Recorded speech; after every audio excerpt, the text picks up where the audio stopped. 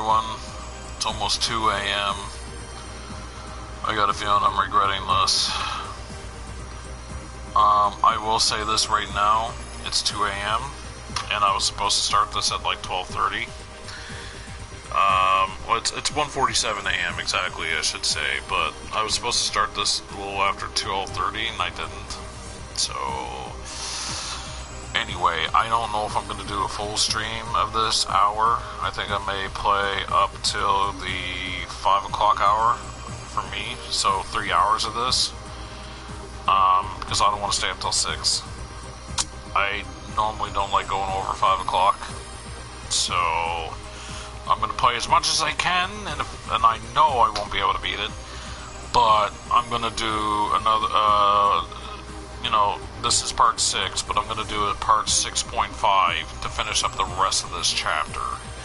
I don't like the thought of doing that, but I decided I'm not going to play this. I decided I'm not going to play the full 4-hour, 5-hour run of this chapter today, the 23rd. And the reason why is because I have plans to play another game with another friend, but also at the same time I'm going to put time into some Dead by Daylight for items. Because I got like 14 days, I think, left in that thing to get stuff in that game, so I gotta really hunker down and focus on that game. Now, with that being said, let's go.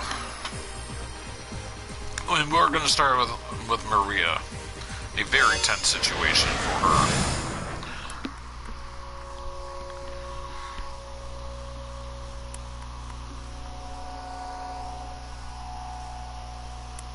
Wait, hold on.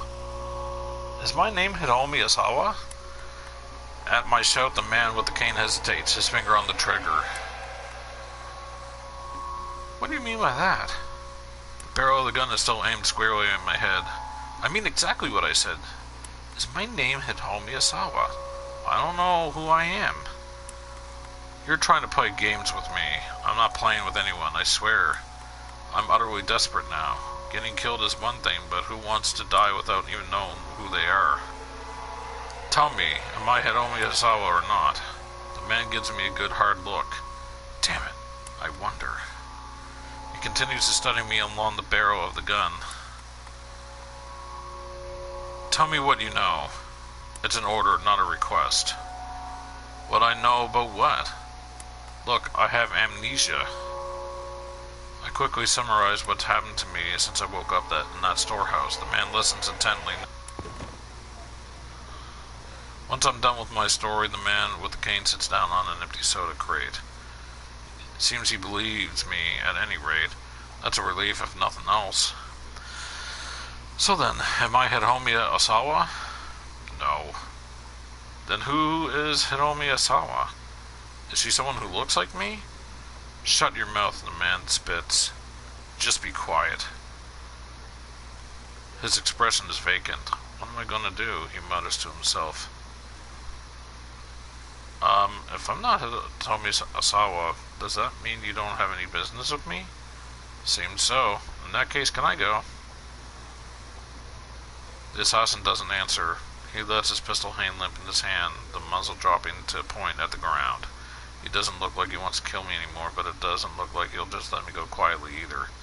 I remain motionless, waiting for an opportunity to run away. I need to go do something about that gun he has and make a run for it. I'm going to remain motionless and see what happens. I remain motionless, waiting for an opportunity to run away. I might not make it in time. The man murmurs to himself under his breath. Make it in time for what? I'm curious now, but this is hardly the time or place to find out more, or to try to find out more. I've learned for certain that I'm not Hiromi Asawa, which basically tells me nothing. I'm right back to square one, figuring out who I am. The assassin has gone quiet, setting up crates. He seems lost in thought. Still, I don't dare try to get away. All I can do is stand and wait and mull over my own situation. Just who am I? I ask myself it again and again. I am.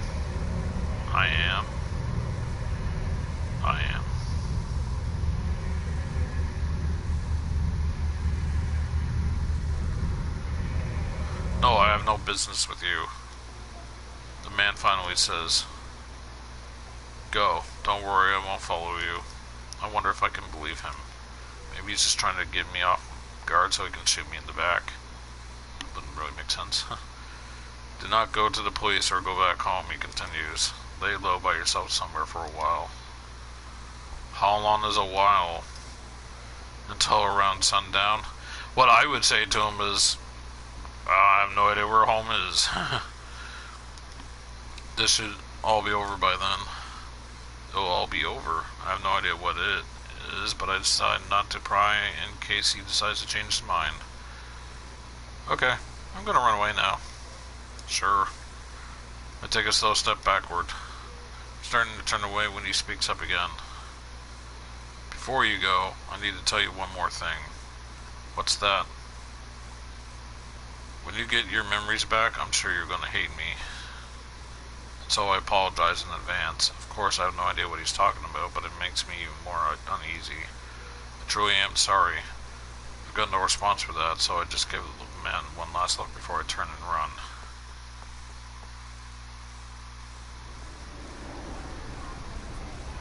I decided to look for some place to hide out for a while, as the gunman suggested. But since I don't really know my left from my right in this town, that's easier said than done. Before I realized it, I made my way back to the knick-knack shop where I bought the necklace. Maybe I could hide out in here? As I contemplate that possibility, I hear an all too familiar voice. Tama, Tama, Tama, Tama. There's Mr. Yoshida on the floor of the shop. He's been tied up with some rope. What happened, boss? Look, this is all just... I was framed. Nah, whatever's happened, I'm pretty sure it was all his fault. Just call it a hunch. He says I'm a thief. Well, I say he's the thief for selling stuff he finds around town. Hey, the sales clerk stepped into view, scowling. Just what are you implying? What in the world is going on here? I haven't the foggiest. Time out! Help me! Please! Yoshida kicks and squirms like a hyperactive child. You know this man? So clerk asks. No, well, I mean, sorta. He's a real pain. He's been making this scene like this for as long as he's been here. I find it hard to imagine a worse way to interfere with someone's business. I hate to ask, clerk continues, but would you take him to the police for me? The police? Yeah. Oh, well, the police. The gunman did specifically warn me to not go to them.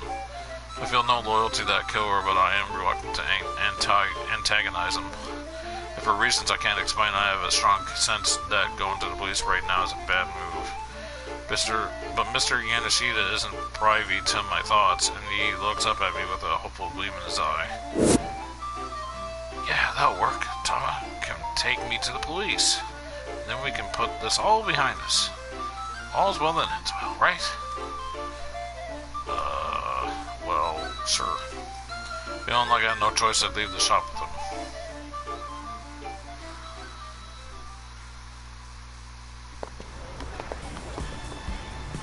Okay, Mr. Yoshida says excitedly as soon as we're out of earshot. Now let's go find Chiri. Huh? Aren't we going to the pool? What? No, we're not really gonna go. Oh man, I'm so glad you showed up, Tama. Now come on, let's go find Chiri. From the big grin on his face, I have an inkling of what's coming next. You've thought of another get-rich-quick scheme, haven't you? Goodness, Tama, you can see right through me. It's not that difficult. It's practically written all over your face, boss. But Mr. Yoshida isn't really listening. He's too full of enthusiasm. This time I got a line on 10 million yen. Come on, let's go make ourselves stinking rich. He punctuates his grand announcement by pointing fervently at some non-existent listener. Us.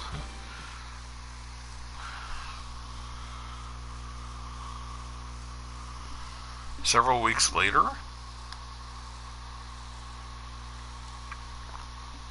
Iron Stomach, a celebration of truly astonishing appetites. Hold on. Iron stomach, celebration of truly astonishing appetites. When the mighty stomach triumphs over the endless cavalcade of icebergs, the hero shall be blessed with fame and fortune. I stand with Tyrion on the winner's podium. The cheers and applause are deafening when the master of ceremonies makes the announcement. Tyri is the champion. She laughs with delight as she holds up the trophy that signifies her 10 million yen win. And me, I got runner-up. I wasn't too into the idea at first, but after giving it a shot, I found out the professional gluttony kind of grows on you. Even I was surprised by how much I could eat, and I had to admit it felt kind of good. My memory still hasn't come back, but that doesn't matter anymore. I found myself a new purpose.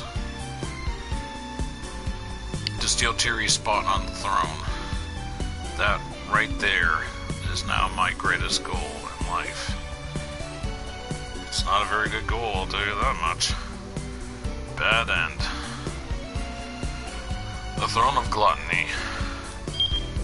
Tama never got her memories back. She ended up starting a new life in the competitive eating circuits, which may not be a horrible fate, but wouldn't it be better if she recovered her old life as Maria?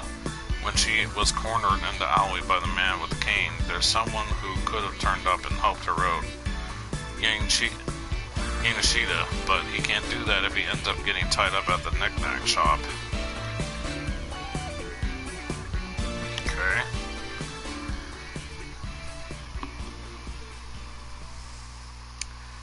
Let's go with Sawa.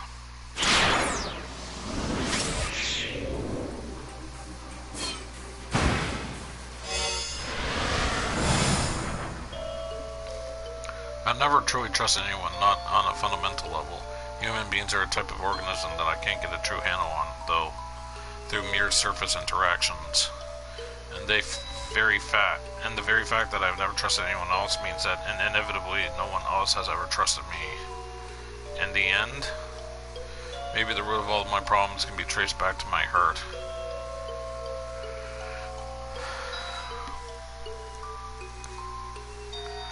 As he waited for Minorikawa to contact him, Osawa thought about his current crisis. Assuming Tanaka was behind the kidnapping, then he must have accomplices.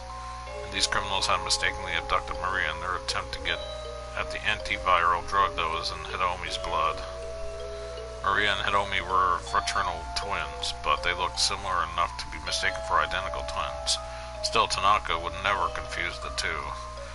The mix-up must have been made by some criminal who didn't know Maria or Hidomi personally. Insisting that Hidomi bring the ransom to the train station was obviously their solution. It had set her up for a second abduction. But piecing together this much of the kidnapper's plan only raised a different question. Why had Tanaka shown him those emails from Hidomi? Wouldn't the criminals want to keep information like that hidden? The more Sawa thought about things, the less they made sense. Just who are my true allies and who are my foes? Mr. Osawa, a delivery has arrived for you. It was Kajiwara at the study door. Come in. Kajiwara stepped into the room and handed Osawa a letter-sized envelope. Osawa checked the label. Kaming, the official Aya Kamiki fan club membership application enclosed. Kaming required a 1,000 yen initiation fee and the yearly dues of 3,000 yen. Membership grants several perks, including the opportunity to reserve concert tickets in advance of the general public. Osawa is fond of the members-only website content, which includes Aya Kamiki's blog and exclusive videos. Right.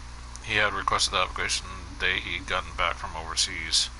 Would you mind opening that? Kajiwara asked apologetically. What for? I'd just like to check the contents of any package you received today, sir. It's possible the kidnapper may try to contact you by mail. Osawa opened the envelope. Inside he found the expected application along with several postcards featuring pictures of the singer. Kajiwara peered pointedly at the postcard images.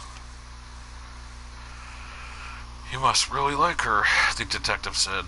And just what sort of music do you listen to, then? Osawa asked, staring at one of the postcards. It was a striking photo that showed off Kamiki's expressive eyes. Let me think. Mostly classical, I suppose.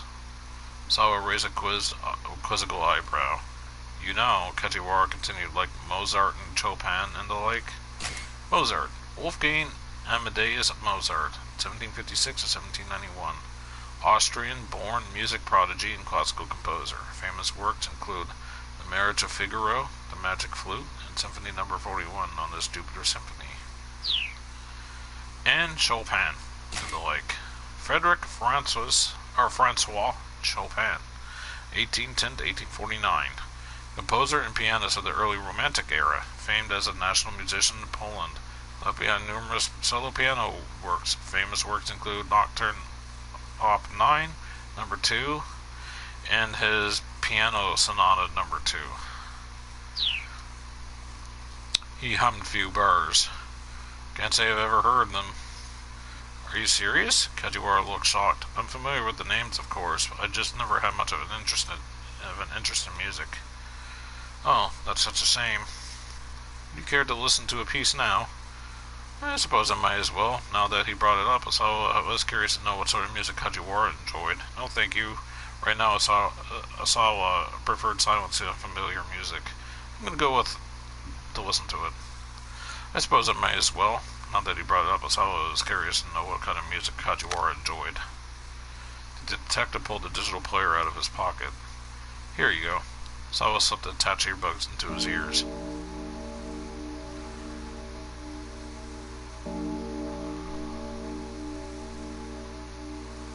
He heard a flow of quiet strings that was soon joined by bold, dramatic horns. As the piece continued, it grew more profound and complex, and Osawa could feel his spirit calming. He took a deep breath and then expelled it through his nostrils. It felt as if the toxic gloom that had filled him was departing with the air. Before he knew it, nearly 10 minutes had passed. What do you think? It's quite nice. The theme of this is, Kajiwara paused for a moment and thought. Well, it's about how erudition can be boorishness. Erudition, accumulated knowledge. The term often connotes an advanced and or an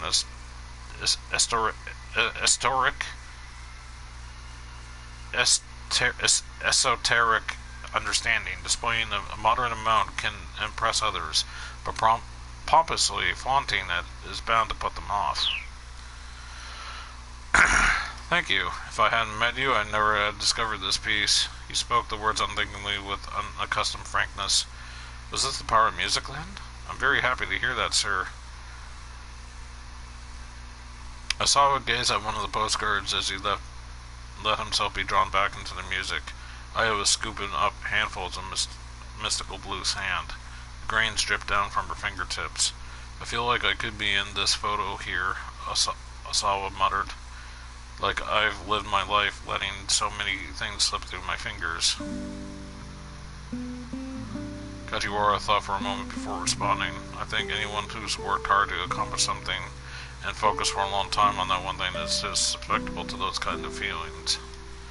Accomplishing something means getting results. That's not where my problem is.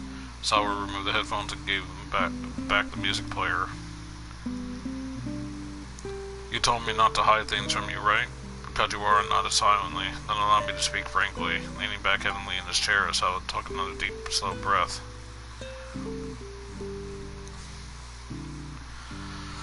I'm anxious, so anxious that it's almost crushing me. Given the circumstances, sir, that's completely understand. No, Asawa spoke up before Kajiwara could finish.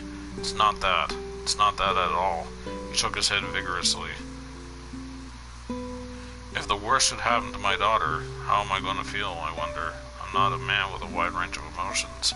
My heart is always cold somehow, and the truth is I've wanted it to be that way, which is why, if I do lose my daughter, my heart might remain unmoved. I may not even be able to feel a father's sorrow. That's what I'm anxious about. He felt his emotions twist inside him in a way that was utterly confusing. For perhaps the first time in his life, he realized how fickle a thing the human heart could be. It's alright, sir. Kajiwara flashed him a carefree smile. What's alright? People who really have cold hearts don't worry about that sort of thing? The detective held out his music player again. Here, I'd like you to have this. Please give it another listen if you like. I think it might help calm your nerves. Osawa took the offered device. He had dared to open up to Kajiwara just a little, and to his own surprise he felt grateful for it.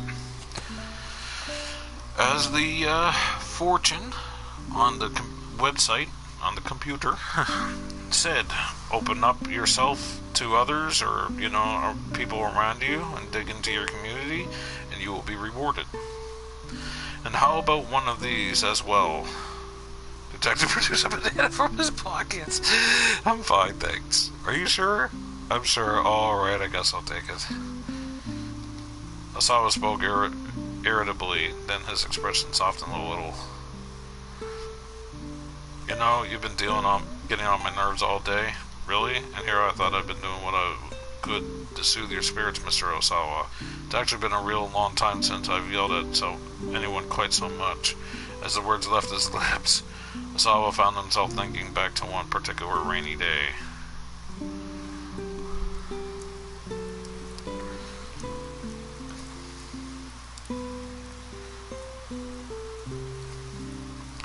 Maria had been in 5th grade at the time. Osawa was standing in his daughter's room. In his hands he held a letter she left behind. He happened to glance out the window and saw Maria walking along, soaked from head to toe. In an instant, Osawa was consumed with rage. Maria had left a note. It read, "Dad, you only pay attention to hit on me. You're too busy with work to play with me, and so I'm running away from home."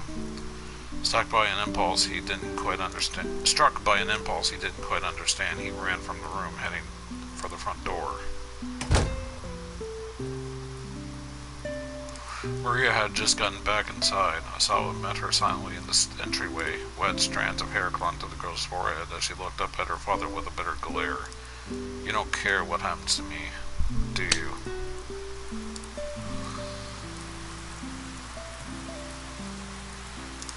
Impulsively, he slapped her face. Maria's cheek turned red and tears welled up in her eyes. Osawa's anger transformed abruptly into guilt. He gazed down at the palm of his hand and saw a tiny spot of blood. "Oh, beating your children. It's not good." He was shocked by the recognition of what he'd just done, and then he was afraid. Afraid that his daughter could bring such raw emotion out of him and make him do something so thoughtless.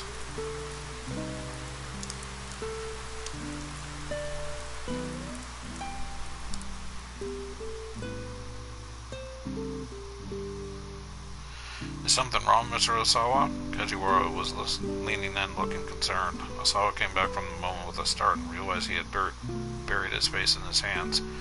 "No," he muttered, looking up. "Just getting angry, yelling at people. I'm not good with that sort of thing. I don't like it." He picked up the music player and fidgeted with the earbuds as he spoke.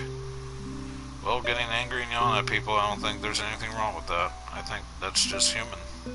It's human to do those kinds of things.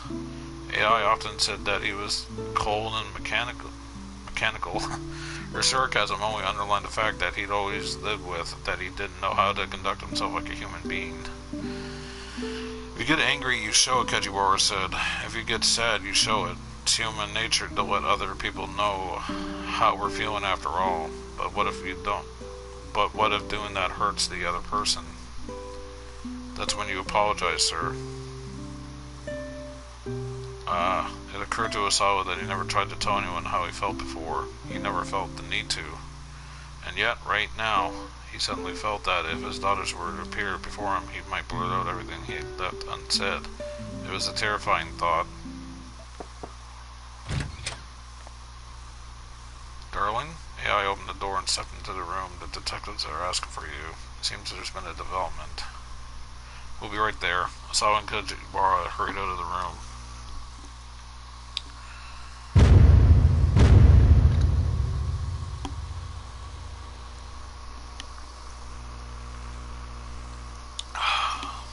Before the news was shared with the Osawas, the members of the investigation team quietly briefed Detective Kajiwara. Osawa and AI sat on the sofa on the far side of the room watching. They could see Kajiwara go pale. He wiped the sweat from his forehead with a handkerchief several times. Bad news, Osawa thought. Osawa, ma'am? Kajiwara shuffled his way over to them at last. We've just gotten word from headquarters. He hesitated ominously. Osawa braced himself. Please, let's hear it. First, about your daughter Hiromi. Kajiwara's expression was grim. The body of a young man named Ichi Endo was discovered near Shibuya Station. The name meant nothing to Osawa. In a building not too far from the scene, the detective swallowed. Your daughter Hitomi was found dead.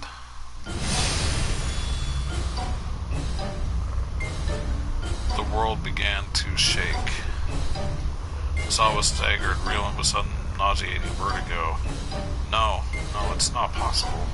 After that, your daughter Maria, the words blurred together. He could no longer comprehend what he was hearing. Everything was wobbling, shuddering, distorting. Hiromi was dead? Hiromi.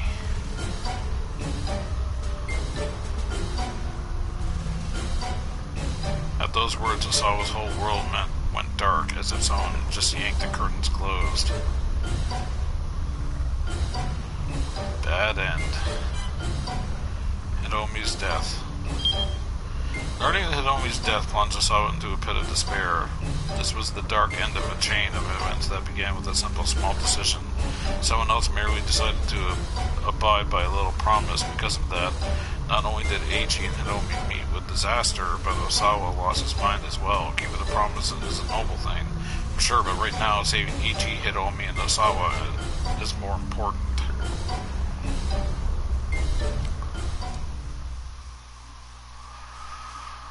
Well, that got dark quick.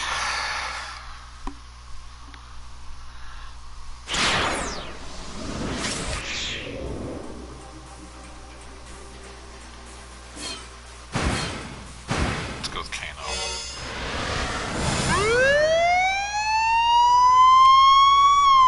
Kano practically died from the car when it arrived on the scene in Maria Macho. The place was teeming with officers and onlookers alike. Out of the way, please. Move aside. Kano forced his way through the throng. Sasayama was lying in a massive pool of blood. Sasayama. Kano rushed to his partner's side. The knife was still embedded deep in Sasayama's belly. Its handles shuddered each time he drew a labored breath. Guess I messed up. Sasayama could only manage a raspy murmur. Please don't try to talk, Kano urged. Looks like I won't be celebrating the missus's birthday. Sasayama drew a small package from his pocket. Had been neatly wrapped and fitted with a pretty little ribbon. Here, give this to Mi-chan for me. Kano shook his head. No way. You can give it to her yourself. You've never met Mi-chan, huh? She's real pretty. Probably surprised. How pretty she... I know, you told me all about her. Kano, please, give this to my wife for me. Mustering up the last of his strength, Sasayama passed the gift into Kano's hand. Sasayama?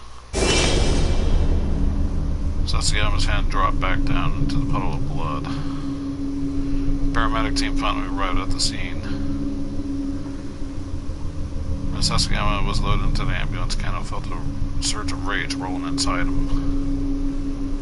Clenching his fist so hard, his nails dug into his palm, he marched over to the captive Al Karawan. You son of a bitch. He wound up for a punch at Al Karawan's face, only to have his arm caught forcibly by the elbow. Spinning his head around, he found Stanley standing there. Let go of me, Stanley. The American had a grip of steel, and Kano's arm wouldn't budge. They allow you to assault the suspects here in Japan, do they? Kano bit his lip and then lowered his shaking fist. No, of course not, he growled. Okawaran let a nasal chuckle as he watched the pair. With a cold glare, Stan strolled over to him.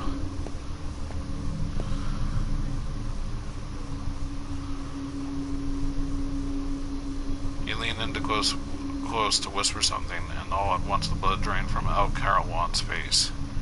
Visibly shaken, Al Karawan said something back to Stanley. Stanley gave a slight nod and then left the captive with the police escort. Kano went over to him. Hey, what was that all about? The Apparently El Carawan gave Hiromi some instructions. Told her to get into a blue minivan that was parked along Daganzaka. So Stanley's hunch has been correct. But why had Al Carawan confess so quickly? How do you get him to talk? You don't need to know that. Turning on his heel, Stanley went to report the news about the blue van to the task force. Kuze immediately directed the detectives near Daganzaka to look into it, but they found no blue minivan in the area.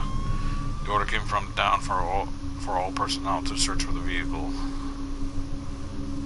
Kano thought back to another item in the Dick diary. Dick to number 14. Use the dead as a stepping stone, but be sure to die as a stepping stone yourself. In the abstract, Kano could appreciate the nobility of self-sacrifice, but when he thought of Sasayama's bloodstained figure, it wasn't so easy to keep his emotions in check. First time you've ever seen a fellow officer get hurt? Stanley had come back over to him. We don't have time to relax. If you can't keep your anger in, then do something about it here and now. Stanley pointed to his own jaw. Hit me, American style.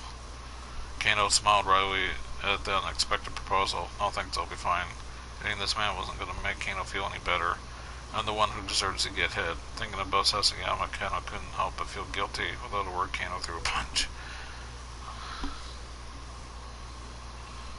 I'm the one who deserves to get hit. Thinking about Sasayama, Kano couldn't help but feel guilty. If I were in such a bumbling clod, Sasayama would have never have. Hey, don't blame yourself, Stanley said. You guys have been doing better than I expected. More sarcasm, huh? Stanley's mouth curled up sheepishly and he held his hands wide. Kuze's voice suddenly cut in over the wireless. We located the blue minivan. It's in Jinnan 1 Conan Dory. It might be there, and maybe the kidnapper's ringleader would turn up too. On pure reflex, Kano broke into a run. Stanley followed close behind. They sped through the back streets, making their way towards Kowandori. Kano was a pretty fast runner, but Stanley kept up with him without apparent difficulty. Were you in the Army or something? No, the Marines. United States Marine Corps, a rapid deployment force specializing in amphibious landing operations, an independent branch of the armed forces along with an Army, Navy, and Air Force. The Marines' motto is Semper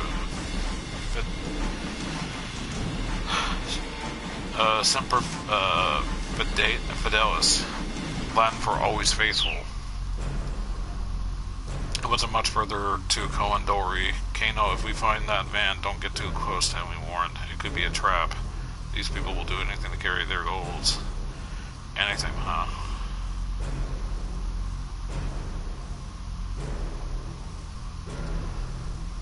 Kano could sense the truth of Stanley's words.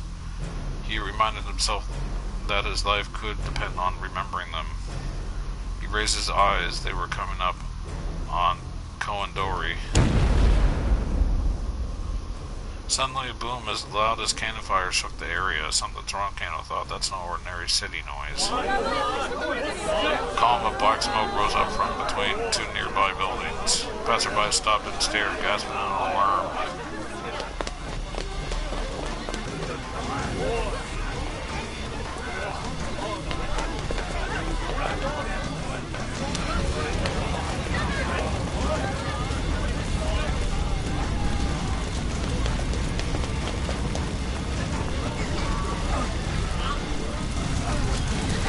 Video seen in a while. Then Kano saw flames. This hadn't been an accident. Someone had set off an explosion. Several people were on the ground nearby and been eventually injured by the detonation. Mr. Minoru Kawa. A high school age girl was crying, clinging tightly to a man who had been caught in the blast. Kano recognized her as the girl he talked to earlier during the traffic jam. The man looked like he might still be alive. Kano hurried over to him. Please, he announced. Blood was streaming from the man's mouth. He clearly suffered some internal damage. Ain't in there, buddy. Kano told him to stay with us. The man's face twisted in pain, but somehow managed to croak out a few words. Kano let out a gasp. The man's voice was almost too weak to hear, but what he said still shook Kano to the core. The man knew something important. Something something crucial to the investigation. Rescue vehicles arrived on the scene, and the wounded man was promptly loaded into a stretcher. When he was placed inside the ambulance, Kano flashed his badge at the paramedics and got alongside him. The man had already fallen unconscious. Kano didn't know when he'd wake back up, but he knew he needed to hear what the guy had to say. He sensed that the stranger was about the key to unlocking the entire case. But though Kano kept a lonely vigil, the man never woke again. Antiviral that had been given to Hitomi, the blue minivan El Carwan told Hitomi to look for, and now the minivan exploding. Kano was sure this man had known all of these tied together, but now the key to solving the case was gone for good.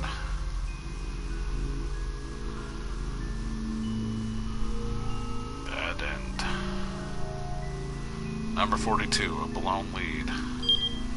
Kano tried to get information from a man who was caught in the explosion in Minorikawa, but he arrived too late. If Minorikawa hadn't been caught in the blast, things would have gone differently for Kano. At 15:30, somebody shouted something, and depending on what they shout, both Kano's and Minorikawa's fates may change. Man, all the bad ends.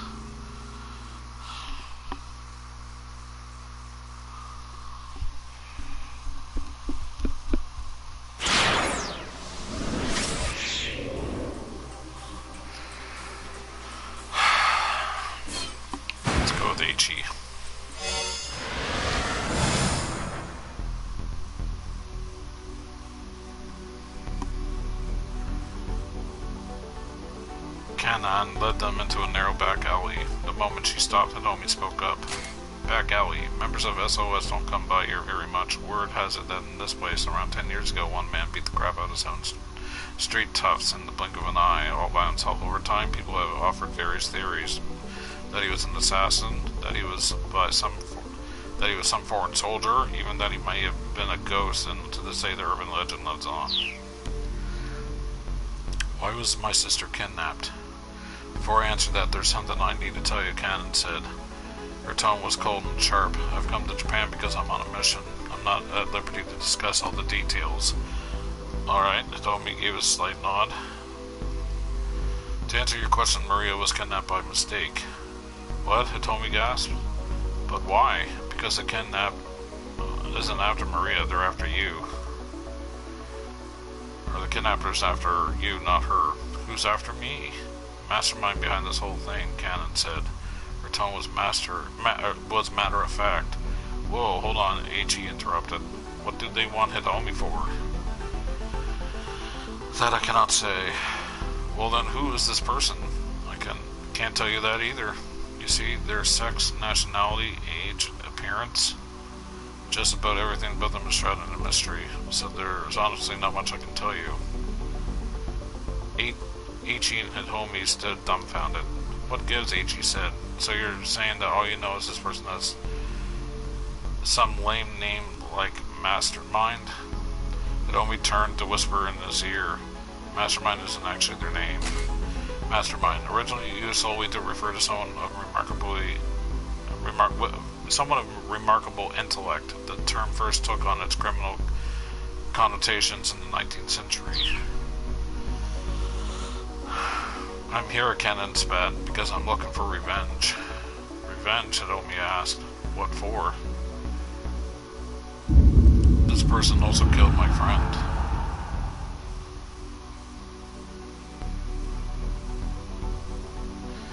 Kanan's inscrutable eyes flashed with a threatening gleam. Earlier you said it was your fault my sister got kidnapped, Hitomi said. Kanan cast her eyes down. 4 days ago I managed to learn this criminal's plan, so I got in touch with Maria and told her that you were going to be attacked at that party. So that's why she told me not to go.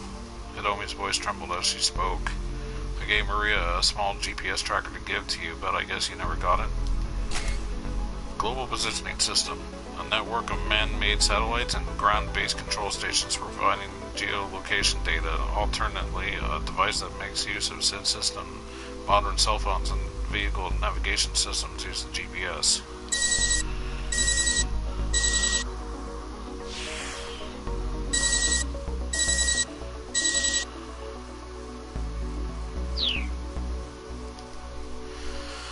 Hiromi shook her head. I see, she must still have it then. Excuse me. Wait, so then my sister, the color drained from Hiromi's face as she understood. Yes, Canon, replied. Maria acted as a decoy and let herself get kidnapped in your stead. Hiromi swayed on her feet, shocked to the verge of fainting. Ichi hurriedly reached out and caught her in his arms. But wait, he said to Canon as he held Hitomi up. I don't get that either. Why didn't neither of them go? Then nobody could have been kidnapped, right? I mean, why'd her sister need to go and act as a decoy? Canon let out a tiny sigh. If she hadn't gone to the party, the kidnappers would have just found some other opportunity to come after her. Okay. Ichi nodded. That sort of makes sense. I'm betting that Maria's plan was to use the GPS to lead me to these guys' hideout. She wanted to keep her sister safe and also figured she could help me with my submission. It's the sort of scheme she'd think of. So then, can't you use the GPS to locate Hidomi's sister? Ichi asked. Canon shook her head. The GPS hasn't been powered on since she was kidnapped. The necklace like that. It's possible the kidnappers took it from her. Wait, what? So after all that, even you can't find Maria? Ichi slumped his shoulders in disappointment. I didn't say that. What do you mean? I got some intel from those syndicate members we met earlier. Apparently sometime this morning they put Maria into a blue minivan, and since then they've been moving her all around Shibuya. Ichi and Hidomi exchanged glances at the mention of the blue minivan. Unfortunately, Kan continued, those operatives didn't know what the current situation was exactly. So we're back to the blue van then. Hurriedly explained what they'd been through so far. You mentioned how they first seen the blue van where the kidnappers had told Hidomi to find it. He also described how first the man with the cane and the host of others had come after them. He got a little sidetracked here and there, but Canon quietly listened to the end. I see, she muttered. So then what do you think? Ichi asked. Seems like we messed up their scheme a little, huh? Whatever the case, this man with the cane concerns me, Canon said. I doubt he's working with the others. I don't know what that means. Maybe that's it. Some guy who isn't involved butts in and throws off their whole plan. Canon nodded in agreement. Because you and that man with the cane showed up, she said. They couldn't leave the minivan where it was. They took a sensible precaution. But then, if you think about it, isn't this an opportunity for us to turn the tables on Mr. Mastermind? Canon flashed him a faint, speculative smile. I wonder about that. Oh, come on, Ichi grumbled. You're such a buzzkill. Any well-made plan is a good, solid outline, which means that even after it has come to fruition, it's easy to trace things back to the planner. Is that how it works? By contrast, if you achieve your goals using accidental means, the outline becomes blurred, and it makes it harder for anyone outside looking in to grasp what the actual plan is. Ichi swallowed hard as he took in the gravity of the situation. Well, but I mean, like, if there's an accident, people are going to for sure panic. Plan or not. The corners of Canon's lips curled up. I wonder if they're the one that set up the bomb. Typically, I suppose, she said. But the people who are after Hidomi not only have put together a perfect plan, they have purposely left certain tiny holes in it. So we can't even figure out who they are. The outline of the plan is always too blurry. Ichi had no response to that. It was like he was hearing about some completely different world beyond the one he knew. What if Canon had said was true? He'd been dealing with opponents that were on a level way above his own. In any event, since these people are after you, it'd be best if you didn't wander around town anymore, Canon told him. By now, Hidomi had recovered, and she stood up straight and shook her head. No, I'm going to find that blue minivan. My sister is in danger because of me. I can't abandon her just to save myself. Yeah, that's right. Ichi patted Hidomi on the back. And if that's what you're going to do, then I don't care who we're up against. I'm with you in this until the end. Heck, it's too late for me to back out now. That ship has already failed. Hidomi giggled despite herself. It's already sailed, Ichi. Yeah. Cannon let out another little sigh.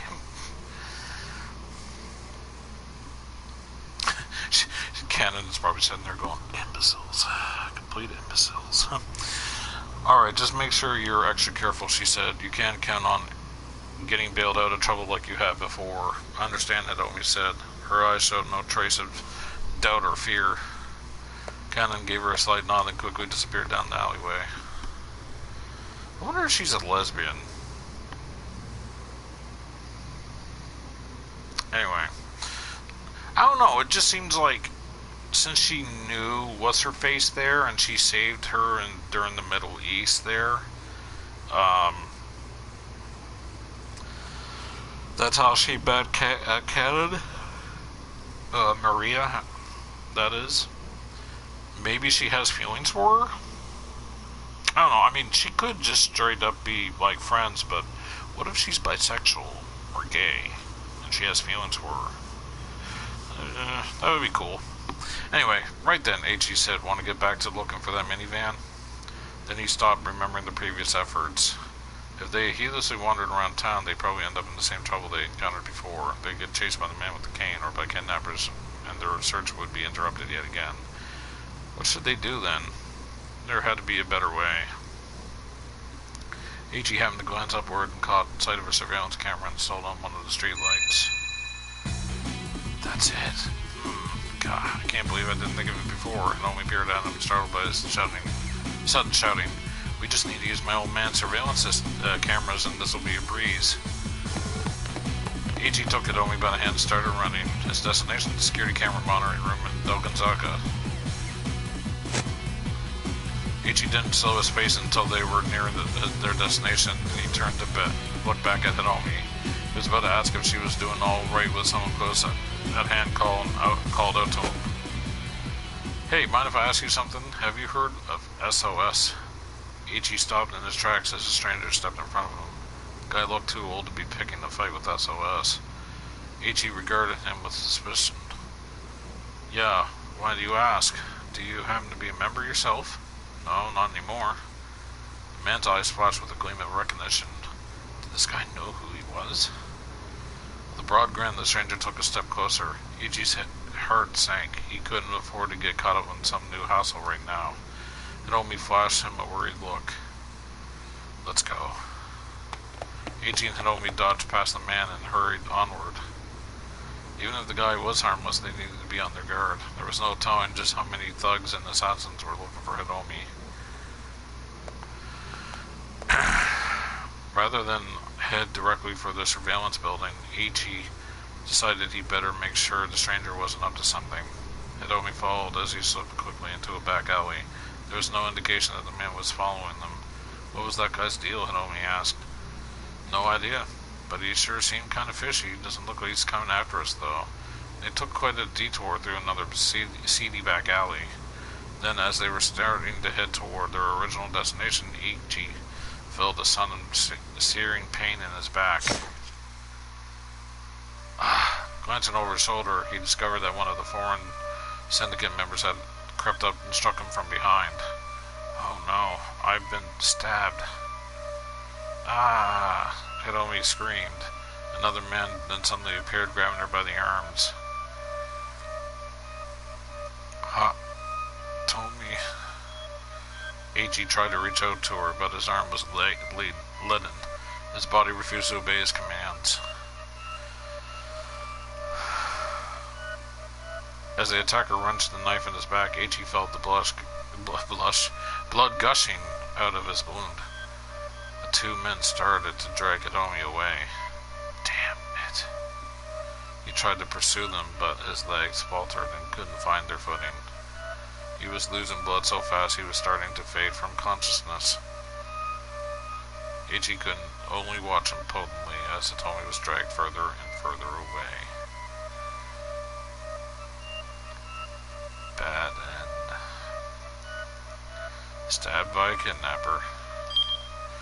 Ichi got stabbed, caught in a surprise attack by one of the kidnappers. He could only watch helplessly as Hitomi was taken away. If that weird guy hadn't tried to talk to him, Ichi would never have taken the risk of wandering through the alleys. But how can you keep that guy from wanting to interview Ichi?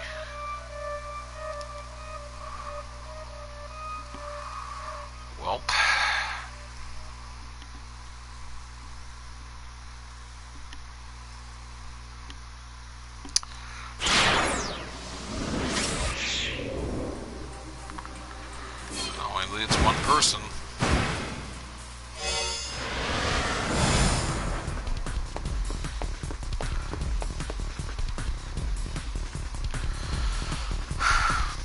Wait a second, I feel like there's something I'm forgetting. Excuse me. Wait a second, I feel like there's something I'm forgetting.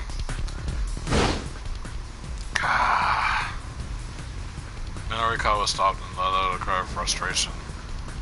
Daisuke Endo had asked him for a favor after their interview was done. He promised to tell the Wandering Angels that the dry ice machine they purchased was defective. Wandering Angels Episode 5. At last, the climax of the play drew near. There was a whole strain of troubles, but the cast soldiered on, and it looked like things were going to end all right. Then, backstage, Bando noticed that the dry ice machine was acting strangely. Even after it had been turned off, the machine continued to turn out more dry ice. The producer, Sekozawa, demanded that the defective device be returned immediately, and so Tozuka, Bando, and Namo loaded into their vehicle and left the theater, continuing in episode 6. Well, damn, that had completely slipped his mind. If you recall correctly, the issue was that once the machine started making dry ice, it wouldn't stop. If he ran back to the theater now, he'd lose about 10 minutes. Minorikawa checked his wristwatch. The lone people would be coming by the editing office before too long. He needed to prove the next month's issue of 4-star general gossip was well underway, or else they'd refuse to wait any longer for repayment. And to do that, he needed to fill a minimum of 6 of 12 remaining blank pages. He couldn't afford to waste even a single second. This was an awkward position to be in. He needed to keep his promise to Endo, but he also needed to spend his time wisely. I guess I don't have a choice. There's nothing he could do about having forgotten. He hurried to onto the cafe. He agreed to take on a responsibility. He just headed back for the theater. He agreed to take on a responsibility. He headed back for the theater. When he got there, he flagged down the first guy he saw and told him about the dry ice machine. Hey, make sure you remember what I'm about to tell you, okay?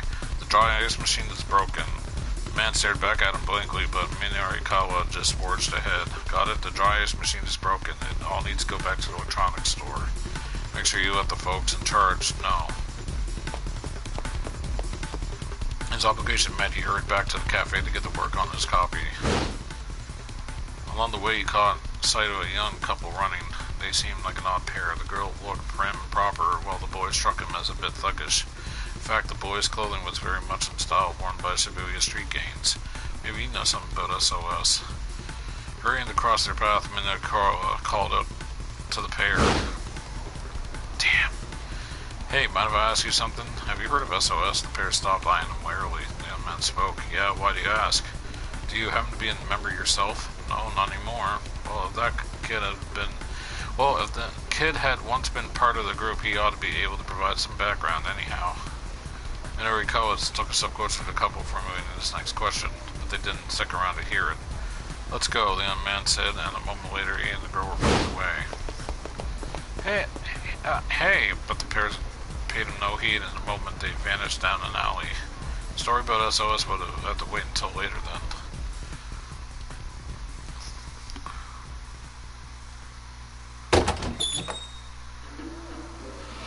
Minorikawa hurried into the cafe. Oh my god, I'm so yawny at this hour. Wasting no time, he sat right down and plugged his laptop in the nearest power outlet. He plunked himself down on the floor and hit the computer's power switch. The waitress gave him a disapproving look. Sir, I'm afraid you can't sit there. It looks like your tables are full. I'll make do here. Well, being able to make do isn't really the issue. I'll have coffee, please.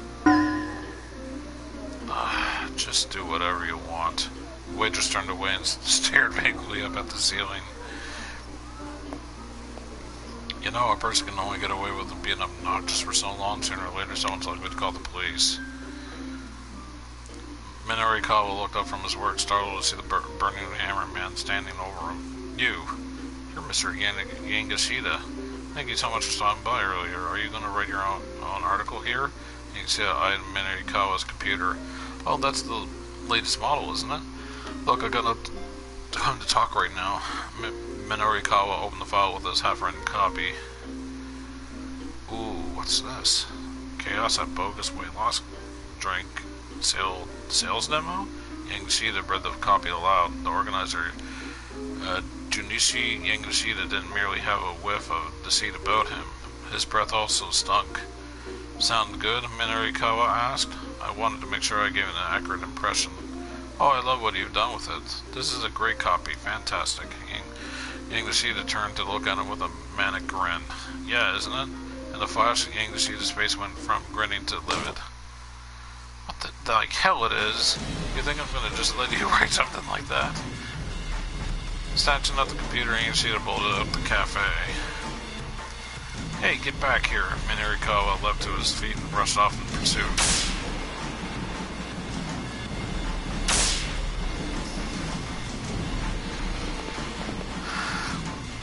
As he sprinted madly along, Yangishida turned down a narrow alley. Minorikawa stayed close behind him, desperate not to lose sight of him. His quarry began to weave his way through the back alleys of Shibuya. This guy clearly knew his way around town.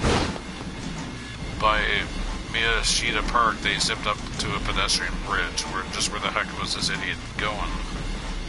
Halfway across the overpass, Yangishida suddenly stopped. Confused, Minorikawa stopped as well. Give that back, he called. The next moment, Yangishida flashed a mocking grin and dangled the laptop over the railing. Uh-oh. Minorikawa lunged toward him, but it was already too late. The laptop left Yangishida's hand and went spinning down through the air. Then, as the two men struggled, Yangishida himself toppled over the railing. Without hesitation, Minorikawa jumped down as well. Whoa, Gala!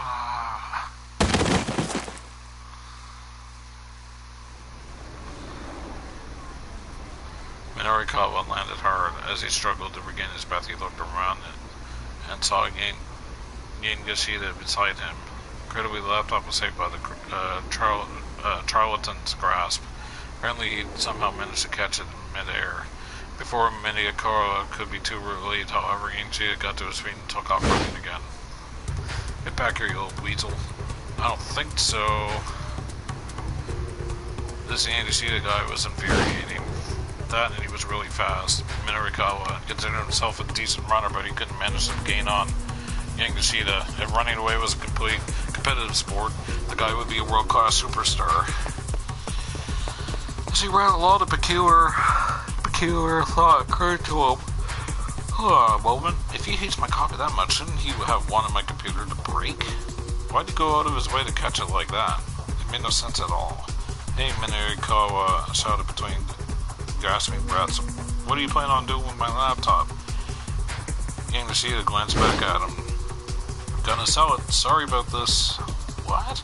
Minorikawa was taken aback. Consider compensation for defamation of character. Defamation of character. In the civil sense, the act of unlawfully damaging another person's character or reputation in the public eye. In the criminal sense, the act of disseminating damaging facts about an individual to an unspecific large number of people. Come on, get real. It can't be defamation if the article hasn't run yet. Then consider it an advance on the compensation. This was so nonsensical it made Minorikawa's head hurt. But now at least he knew why Yangishida had dived after the computer.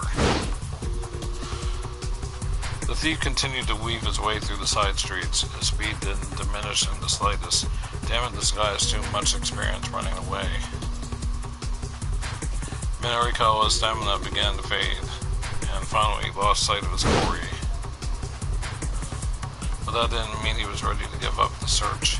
There was articles on that computer that were right on the verge of completion. Whatever it took, he had to get it back. Yangishida had said he was going to sell it.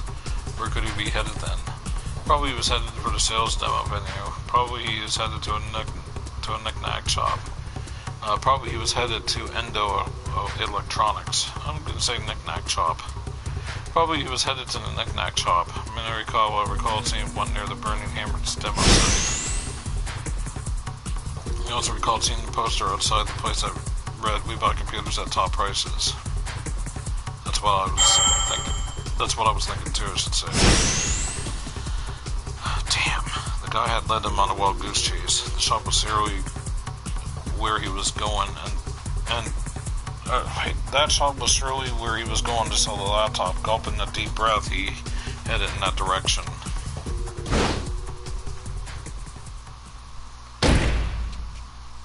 There you are again, Ishida.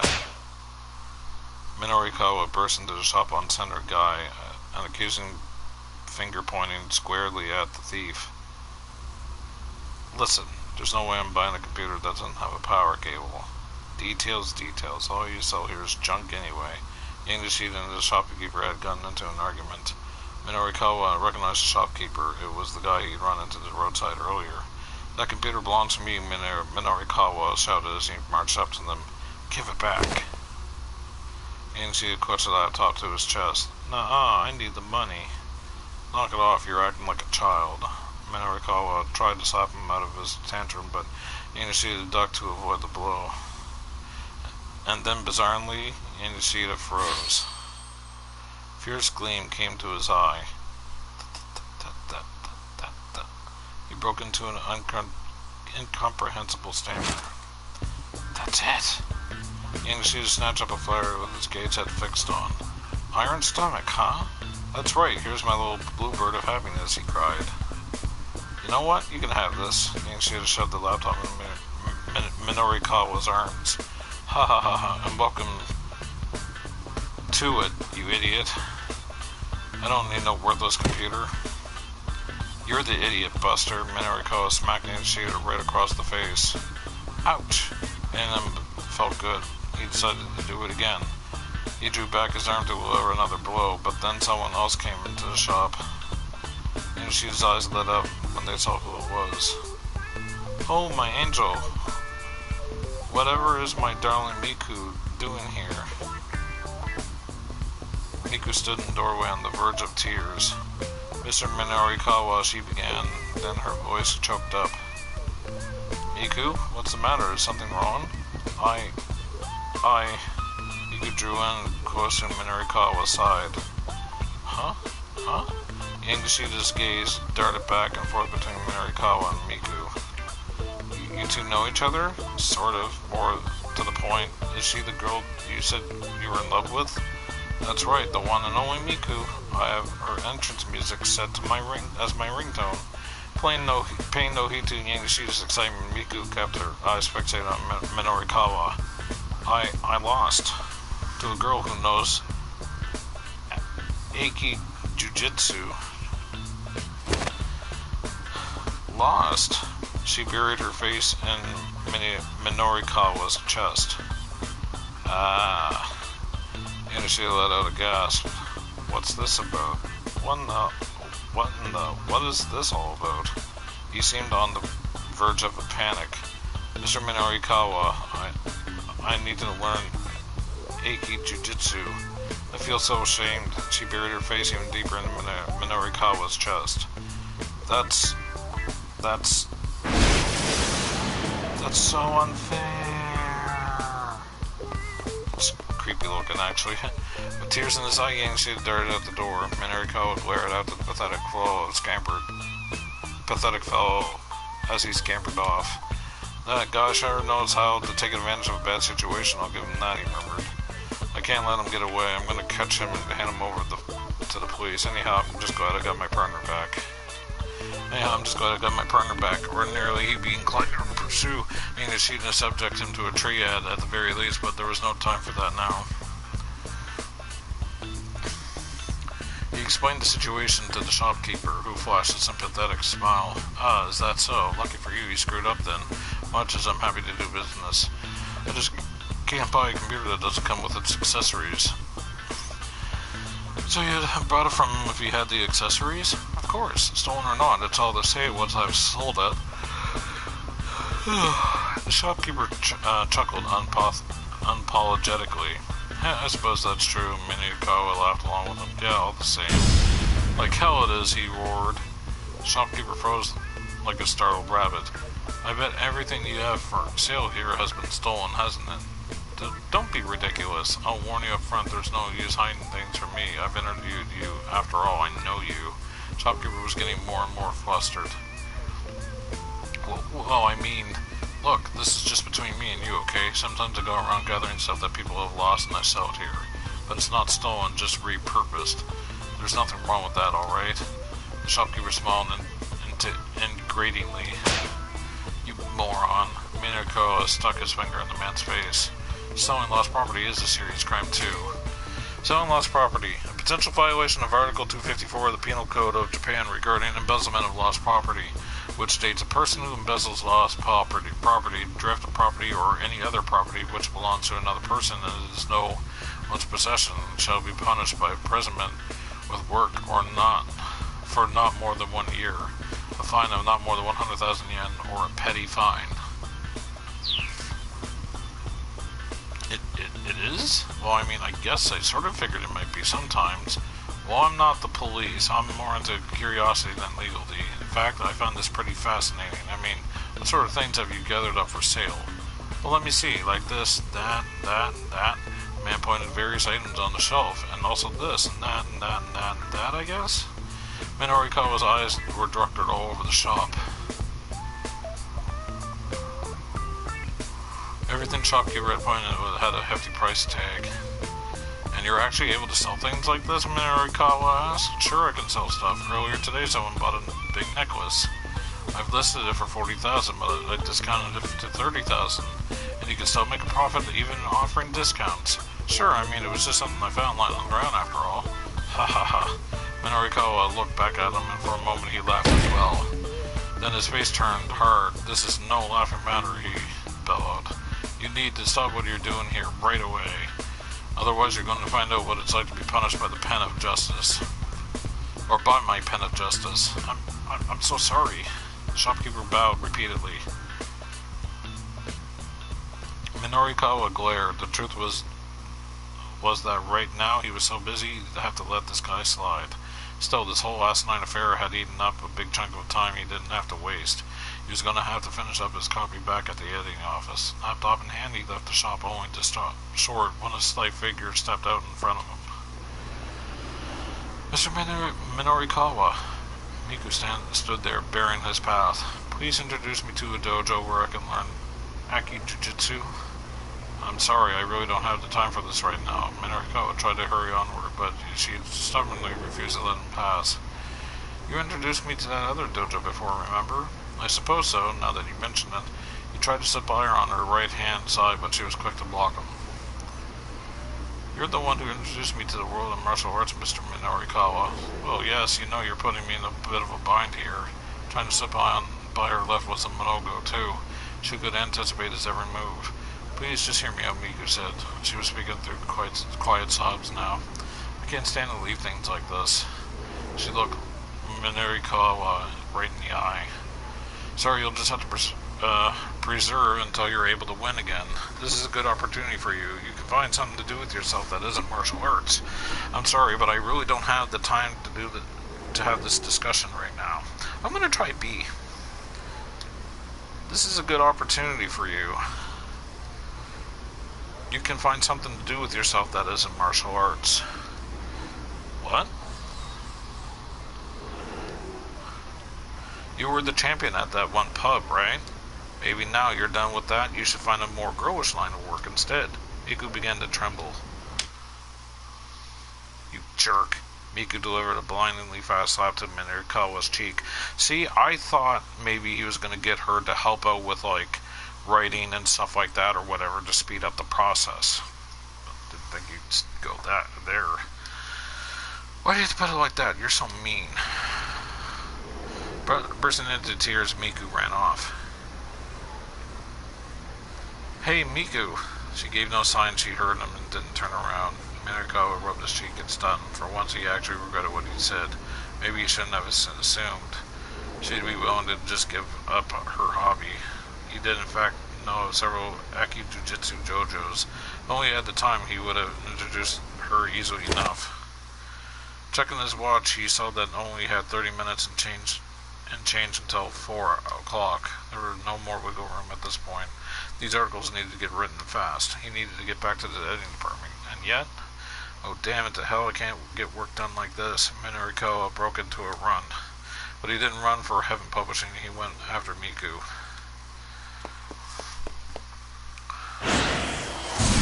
Keep out.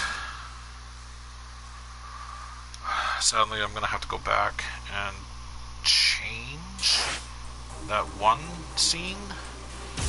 Because for Ichi, he's got a bad end. Because he ran into them. So...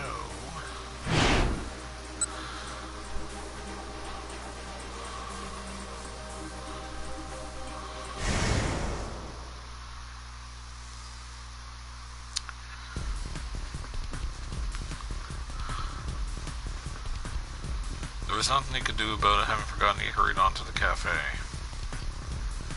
Sorry, Endo. Sorry, Ore.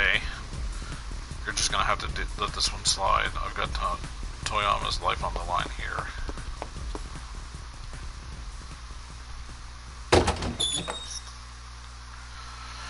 You opened the door to the cafe with the practice of a regular. Well, the waitress only got that far before her face fell. You again? Hey, hurry up and give me a seat. She grinned wickedly. I'm terribly sorry, sir. We're all full at the moment. He looked around. All the seats were indeed filled. As you can see, sir. Really now? The waitress grinned widened with triumph. Yes, sir. Fine, I'll just wait here. Let me get some power. Jamming his power cable into a nearby outlet, Minorikawa plucked himself right down to the floor and booted up his laptop. The waitress watched in dismay, then turned to stare vacantly up at the ceiling. Just do whatever you want, she muttered vaguely. You know, a person can only get away with being obnoxious so long. Blah, blah, blah, blah, blah. Minorikawa looked up, sound, burning hands.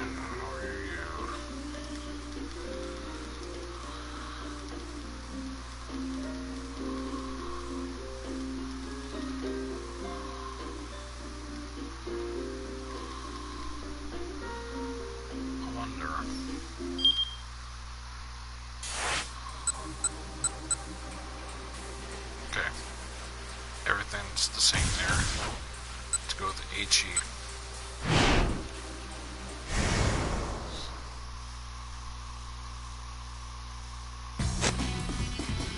Ichi didn't slow his pace until they were nearing their destination. He turned to look back at Hitomi. It's only a little bit further. Did you want to walk? I'll be alright. Ah, Ichi, look out. Looking ahead again, Ichi saw that they were bearing down on a young grade school girl, her head hung in dismay. Ichi hurriedly caught the girl up in his arms and took a quick leap to one side.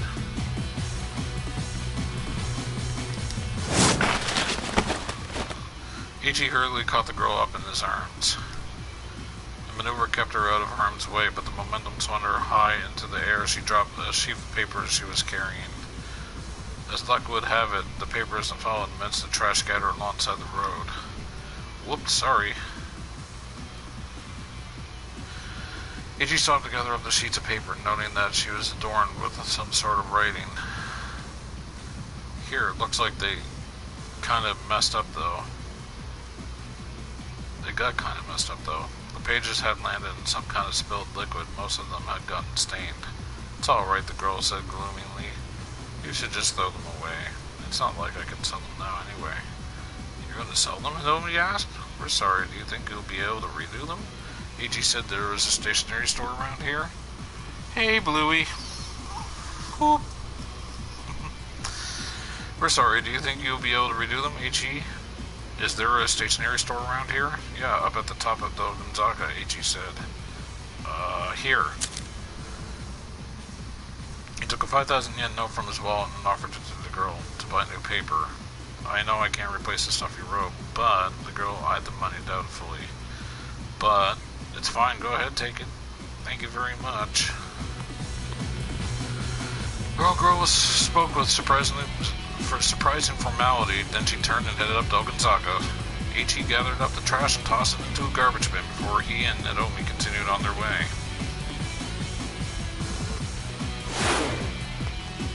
Ichi led Hidomi to an old multi-tenant building. They hurried inside and headed up the stairs. Behind the reception window on the second floor sat the custodian sleeping on the job.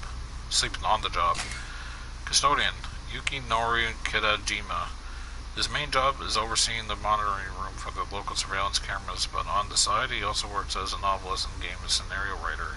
He often sleeps on the job during his free time, but sometimes while he's asleep he gets the writing done. Just recently a certain game was released in Shibuya, but since he wrote the scenario and emailed it to the game company while he was asleep, he didn't know about it until just the other day. Hey, wake up, man. Hi. Hi. Ichi gave the window a tap and the man woke with a start. Huh? It's Ichi? Don't scare me like that. That's one chi too many. And wow, you sure seem to have a lot of free time on your hands. Yeah, no one's been by to check today. But that's not so bad, right? I mean, I guess it's the surveillance room, but still. The man let out a big yawn. Oh god, here comes one for me.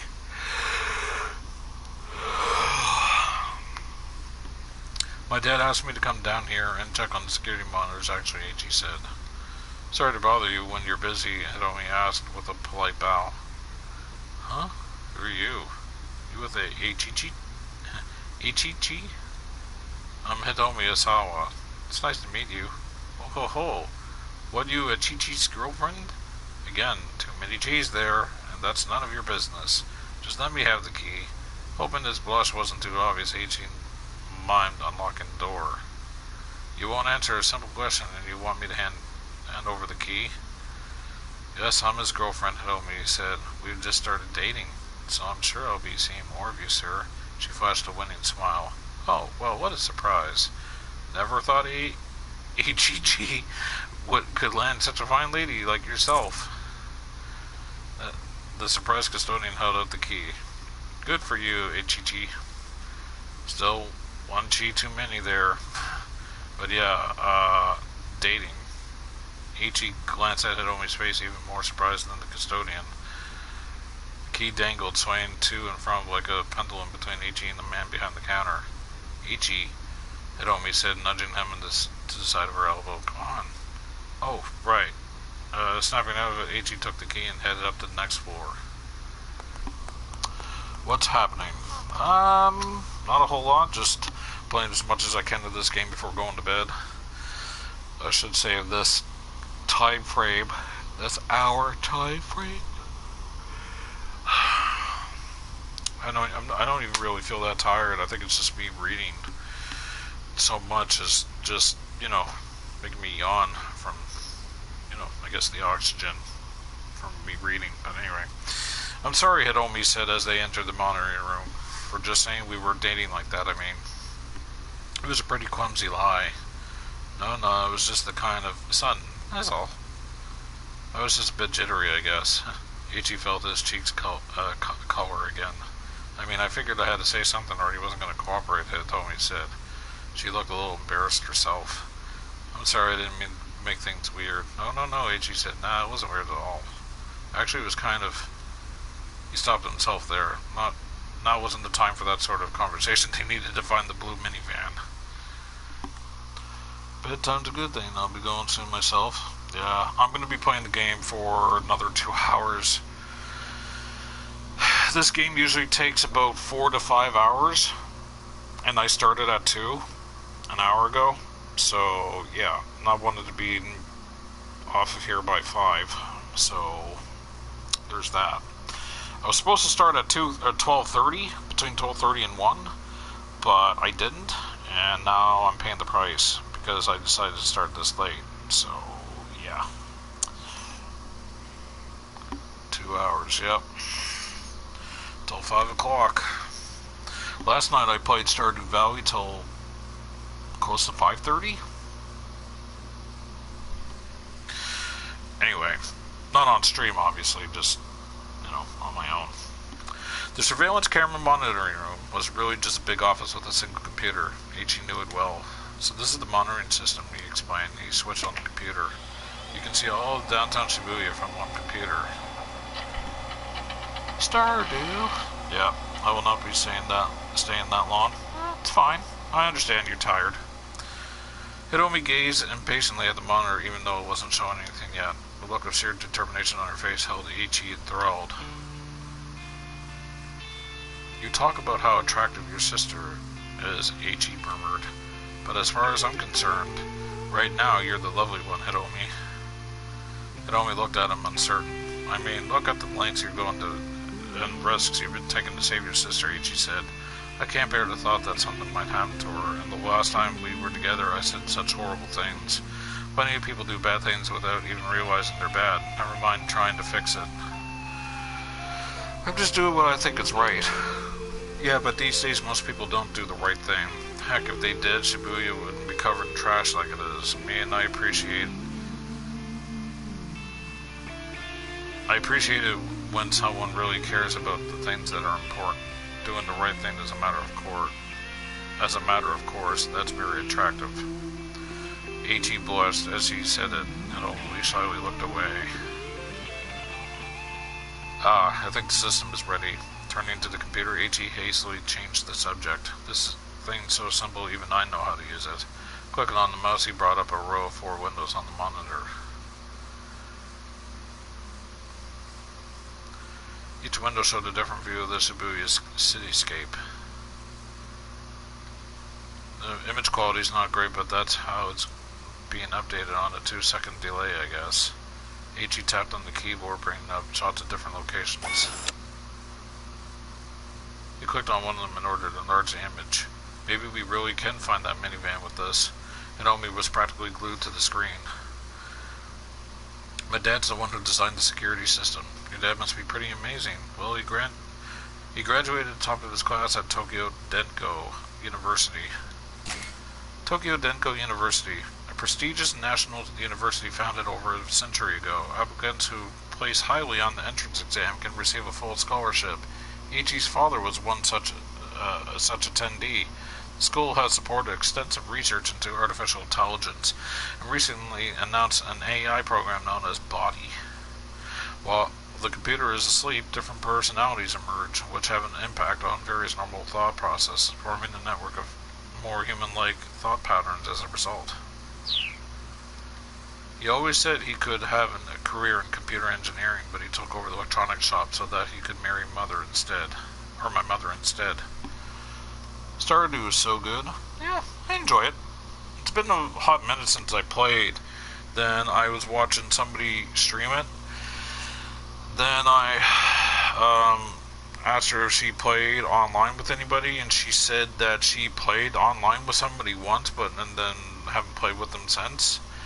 And then I asked if she wanted to play it sometime. She said sure, and then me and her played on one of her streams once or twice. Then we took a bit of a break, and then we got back into streaming it there just about 2 weeks ago, maybe. It wasn't last week. I think it was the week before that, or if not the week before that. And then I was playing my own story a bit here and there. And, yeah.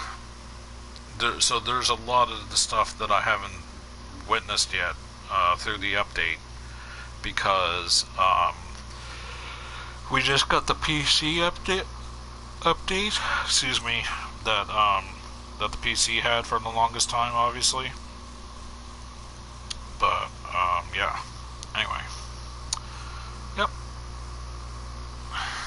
That's such a sweet story. Do they run the store together then?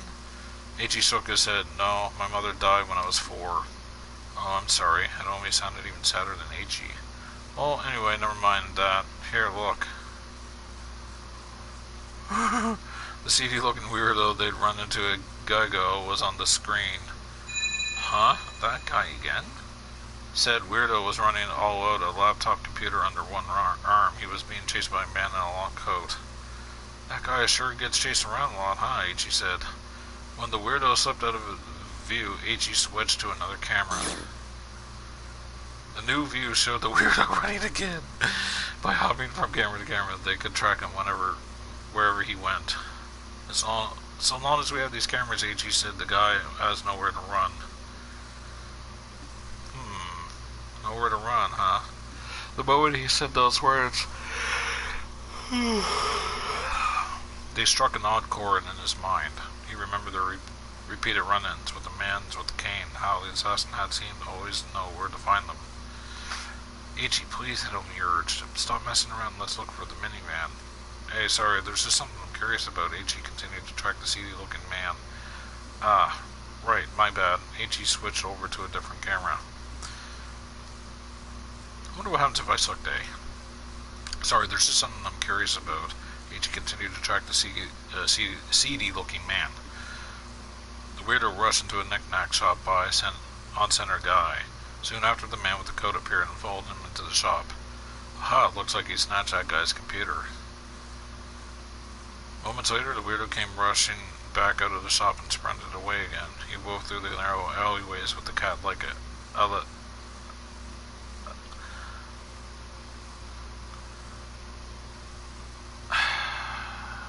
reading comprehension.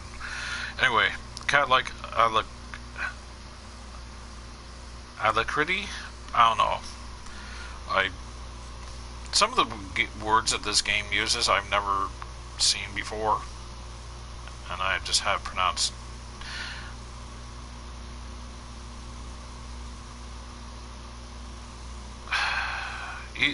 I don't know. I probably heard of the word before being said, but I just never actually seen it spelled out. That's probably what it is. Update. I'm only on the second sprain, so I've hardly done anything yet. Yawn if doom.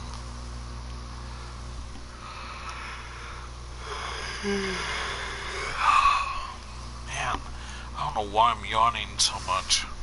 Seriously, I'm like not even that tired. I'm not passing out or anything.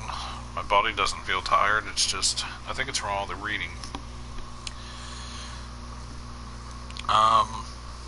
Yeah, like for the longest time there was like some updates on the computer. Like the computer had multiplayer, and then there was like another update. I think either that was at the same time with the multiplayer update, or just after it, or maybe just before that. Anyway, we ended up all getting that on the PlayStation 4. Nintendo Switch ended up getting the update for the multiplayer first. A lot of people were not happy about it because PS4 gamers ended up getting this game some time ago. Then Nintendo Switch ended up getting it more easily, but Nintendo Switch ended up getting the game, but then they got the update first for that game, for that system, and a lot of people were like, yeah, and we've been sitting here for the game with the game for a lot longer than the Nintendo Switch users have, and we're not happy about this. You should be doing with us because we're the ones that had your game the longest. And the only reason why I think Nintendo Switch ended up getting it is because it was more faster to deal with Nintendo's process of like getting updates out. But also at the same time, he had, I think, a group named Chucklefish, I think it was, dealing with the update to have it done on the on the Nintendo Switch, so it wasn't a one-man job. It was mainly a one-man job to get it done on the PS4 and Xbox. But the PS4 ended up getting it first because Xbox, it was revoked for some reason. And usually Sony's Q&A before updates go live for games, it has to be approved by Sony, and apparently that was taken a long period of time. But also at the same time, because he did have a Q&A done on it, and then Sony pushed it, and they're like, yeah, we found issues with this, you're going to have to do this again. So he had to work on it again to get it approved, and then it got denied again, and then he had to work on it a little bit longer, and then he finally got it approved. And Microsoft kept disapproving it as well. But we ended up getting it first. And then he had to work on Xboxes a little longer. They had to wait another month ahead from what PlayStation users got it. But anyway, your yawning makes me pass out. I've only played on PC. Yeah, I'm sorry. Anyway, moments later, the weirdo came rushing back out of his home and sprinted away again. He wove through the narrow alleyways with a cat like an alacrity. Ichi did his best to keep tabs on him, but the man managed to give him the slip. Wow, Naomi said she too had been watching closely. I'm kind of impressed. Mind if I keep at it? Ichi asked. Sure. He continued scanning cameras, trying to locate the guy again. At this point, even Hitomi was invested in the quest to find the fugitive. But minutes passed and they didn't spot him. Ichi was on the verge of giving up. Oh, that's me. Hitomi looked at her cell phone. It's an email from Mr. Tena. Found him. Ichi shout cut Hitomi off. The guy was in the back alley. Off-center guy. Oh, yes, it's her sister. He was talking with someone. Huh? Is that? Ichi blinked a few times as he leaned closer to the screen. Hitomi, you have to come look at this. Ah, that's my sister. Hitomi brimmed with excitement. For real? I think so. What's she doing in a place like that? And why is she talking to that guy? I'm not sure. The monitor showed a cheerful little scene. Looks like they're having fun. Guess since they're twins, they're both into older guys. Ichi felt the mood start to sour. I have to ask, are you sure he was she was kidnapped? Yes, at least I'm sure. I thought so. And so did the police. Then what's this all about? Should we go and see for ourselves? Guess so. Oh, what about that email? Ichi pointed at Hitomi's cell phone. Shouldn't you take a look at that? My sister comes first. That place where she is it far from here? No, not particularly. Ichi and Hitomi rushed to that building, heading for the alley where Maria was talking to the computer thief. Go right over? No, I can't. 1520. Damn it. Maria was talking to the computer thief. It wasn't long before they were closing in on their destination, but as they headed down the narrow side street, a familiar figure suddenly appeared to bar their way. Oh, Tim. Gun in hand, the man with the cane slowly ambled towards them. Ichi and Hitomi bolted down a nearby alley. I'm sleeping now, have fun with the story. You want me to drink water? Okay, I'll drink water. Actually, I got a French vanilla. A cold one at that. At the kitchen that I go grab. Oh my god. Taking another turn, they reached the alley they've seen on the cameras. Anyway, thanks for coming in, Bluey. You have a good sleep. Maria! Hitomi rushed over to her sister, but Maria just stood staring at Hitomi in silence as if she couldn't process what was going on. Meanwhile, the assassin was still in pursuit. He had turned the corner behind them and was steadily drawing nearer. He pointed his gun at Hitomi's head. Come on, hurry, Ichi urged. He tried to lead the two girls away, hoping to escape further down the alley, but instead Maria charged boldly at the man with the cane. The assassin was caught off guard by the unexpected counterattack. He reacted quickly, clubbing the girl in the head with the grip of his pistol. Maria, Hitomi shrieked. She stared in horror as her sister collapsed in a heap on the ground. Then Hitomi's eyes rolled back in her head and she fainted into Ichi's arms. Hitomi, hey!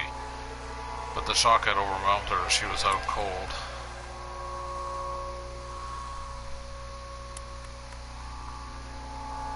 Slowly, the assassin lifted his gun again, aiming for Ichi and Hitomi. If If he'd only had Hitomi to protect, Ichi might have been able to pick her up and get away. But he couldn't just leave her sister here. He knew with the chilling certainty of despair that he could never save them both. Bad end. Sisters in the alley. Finding Maria had seemed like such a stroke of luck, but it led to Eiji and Hitomi running right across the killer's path. This would never have happened if Eiji had gotten distracted with tracking that weirdo on the camera. If he'd focused on looking for the minivan instead. Interesting.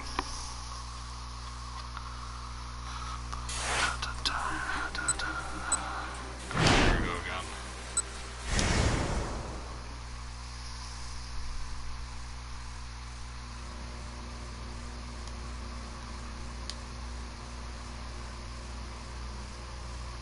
Alright, my bad. Ichi switched over to a different camera.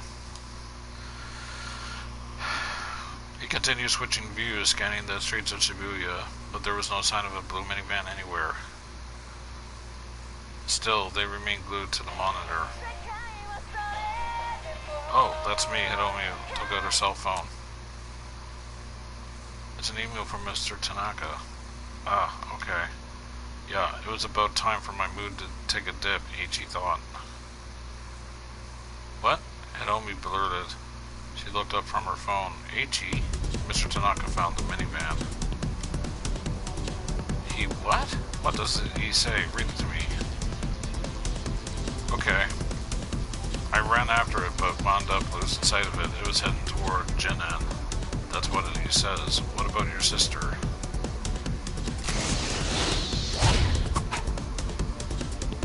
Oh. Was she inside? He doesn't say. Ichi switched over to an array of surveillance cameras near Jinan. The few seconds the transition took felt amazingly slow. Finally, 4 new images popped up. Ichi quickly merged one of them. Hitomi let out a tiny gasp. It's like there's only one blue van in this area. There on the monitor was a blue minivan, there was no doubt about it.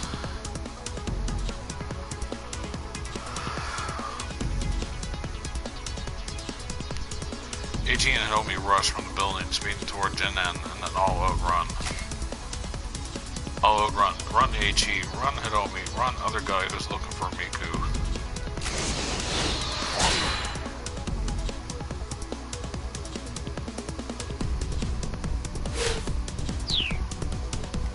Neither spoke. They simply dashed along in silence. Ichi felt like they'd been running a marathon. The finish line had finally come into view. They looked a left at the station and darted past the Cebu department store.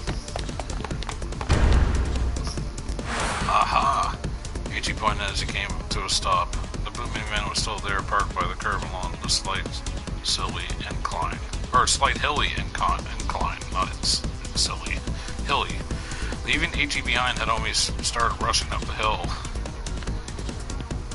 Alarm bells started going off in Ichi's mind. Someone from the kidnapping crew was in that van. It was dangerous to approach carelessly.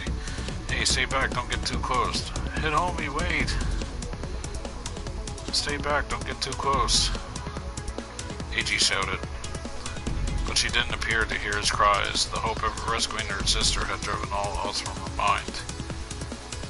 Ichi started to run after her. Hitomi had reached the vehicle already. She brought her face close to one of its windows, but the tinted glass obscured the view inside. Hitomi circled around the minivan's other side. Ichi saw her grasping at the door. She slipped out of his view for just a moment.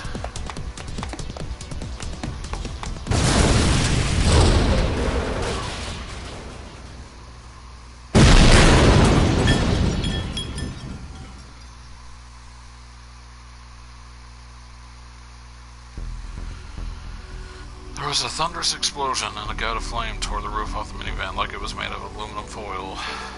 Hitomi! Horrified Ichi charged through roiling smoke, searching for Hitomi.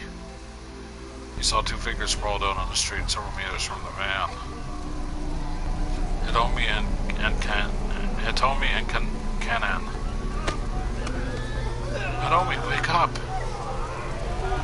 Ichi cradled her in his arms and her eyes drifted open faintly. Are you okay? Are you hurt? Hitomi didn't appear to understand him. Her only response was a blank, dazed look. There was a small patch of red on her face. Ichi wiped it away with a finger. He saw no further signs of bleeding. She must have been splattered by someone else's blood then. As far as he could tell, she hadn't been gravely injured. Ichi let out a sigh of relief. Hitomi, is she alright? Kanan stirred on the ground. Her clothes were scorched in places, and she was bleeding from her head. Kanan, did you save her? Is she alright? Yeah, what about her sister? Kanan didn't respond. No, it can't be. Ichi went to look inside the van. Amidst the smoke and flames, he couldn't make out the outline of a body. What happened here? Ichi had to look away. Get Hitomi out of here. Hurry.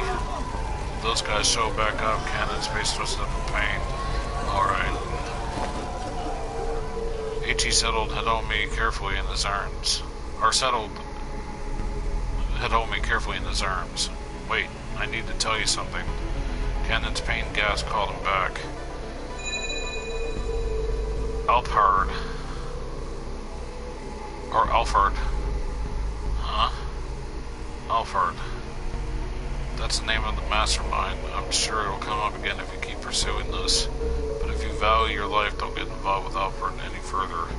Now go. Okay, and thanks. That's what A stood for, probably. With Hitomi in his arms, Ichi hurried from the scene. He wasn't sure where he was heading. He just wanted to get away wherever that meant. He carried her past a crowd of onlookers that had swiftly begun to assemble. The flames of the burning van rose over higher, roaring up toward the heavens.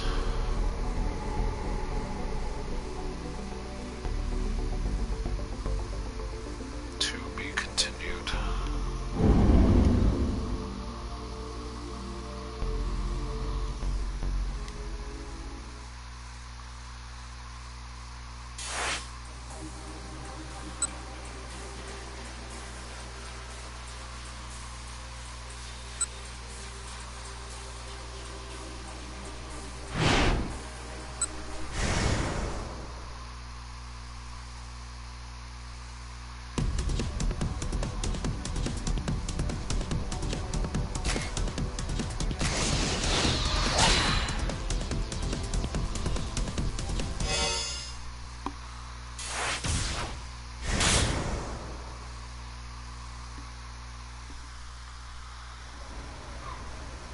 Running along Koendori in pursuit of Miku, Minorikawa heard a cell phone ringtone coming from somewhere nearby.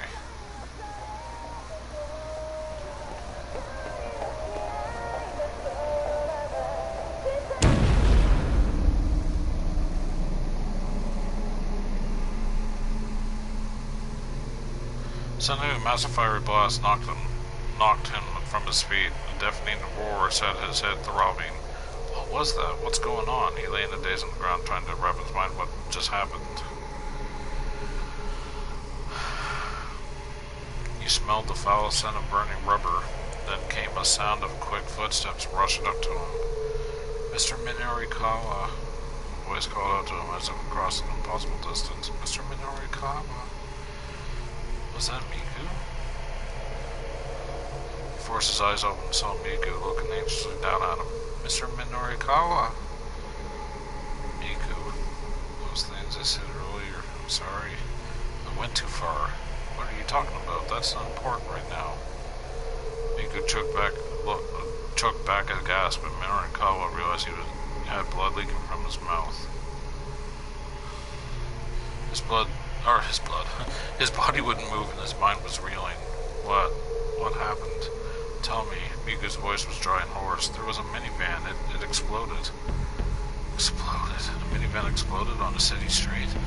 It sounded like a terrorist act. His mind drifting back to the attempted bio-terrorist attack on Kasumigaseki 2 years earlier. An unoccupied minivan had exploded outside an MPD station, and afterward a device meant to scatter a dangerous biological agent had been discovered near the subway. When, with sudden clarity, Minarikawa recalled that Osawa had said earlier. The power balance of the entire world might be at stake here. Could there be some sort of connection between Osawa's warning and this explosion? There had to be. Minorikawa's journalistic intuition told him it must be true. Something terrible was underway here in Shibuya. Police, a man in his suit, announced. He'd crouched beside Minorikawa and gently lifted his head and torso.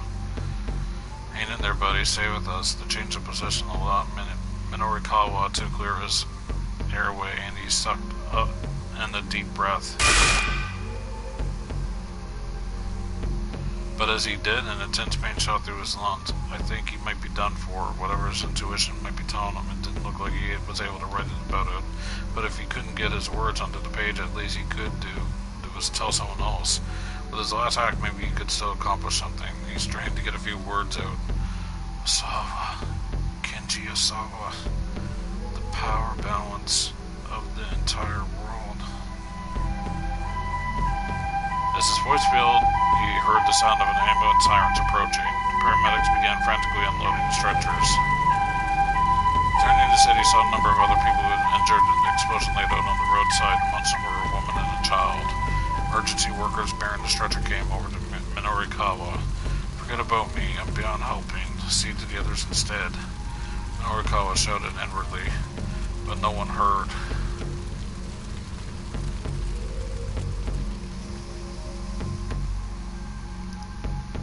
Bad end. Number 49, Premonition of Disaster. Minorikawa chased Miku as far as Kawandori, only to be caught in the blast when a minivan suddenly exploded. A few simple words can change his fate. Someone who shouts something at 15:30 needs to change what it is they shout. If Minorikawa hears something that grabs his attention, he may not get too close to the explosion. Oh my. 15:30, huh?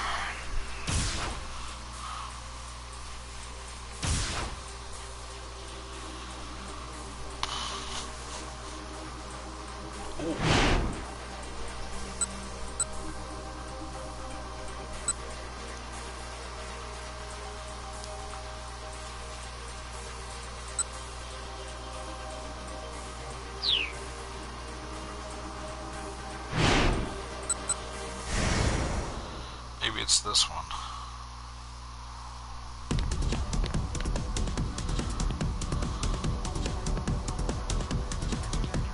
Hitomi, wait! Ichi shouted. But she didn't appear to hear his cries. The hope of rescuing her sister had driven all from her mind. Ichi started to run after her. Hitomi had reached the vehicle already. She brought her face close to the windows, but it was back to this again. But maybe this is, she slipped out of view just for a moment.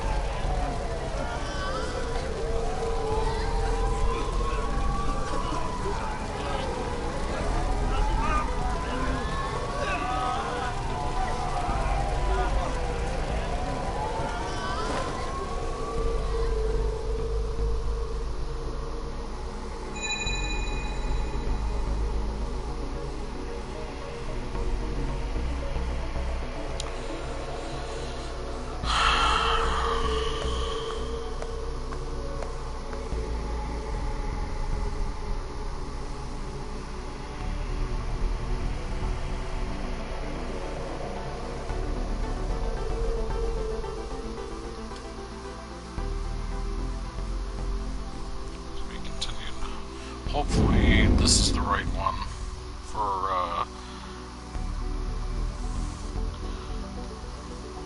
that guy. I forget his name now. Jeez.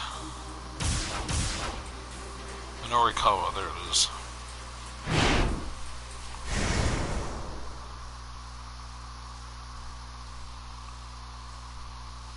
Hitomi, wait. As he ran along to one door after Miku, Minorikawa heard someone shout out a familiar name. Hitomi? It was a pretty common name. Ordinarily, he wouldn't give a second thought, but he remembered that one of the Miss Midoriyama winners was named Hitomi Osawa. That made him curious. A moment later, he heard a cell phone ringtone. He immediately recognized it as Ayakamiki-san. His reporter instincts tingled. He stopped to take a look around, and one young woman caught his eye almost immediately. He couldn't assume that any pretty girl he saw was Miss Midoriyama. After all, he'd be a little too convenient if he just saw him to run into her now. Still, it didn't cost him anything to ask. Are you Hitomi Osawa? He might as well at least check. But to his own surprise, he hesitated in embarrassment. He'd never been too embarrassed to ask a question before. He didn't get a chance to contemplate that realization.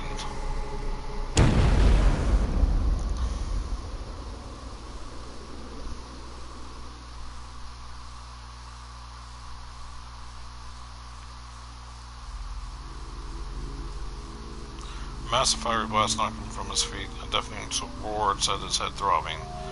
What was that? What's going on? He lay in a daze on the ground, trying to wrap his mind what had just happened. And there was a minivan fiercely ablaze. A minivan explosion. The first thing that popped into his mind was the attempted by a terrorist attack on Kasumigaseki 2 years earlier.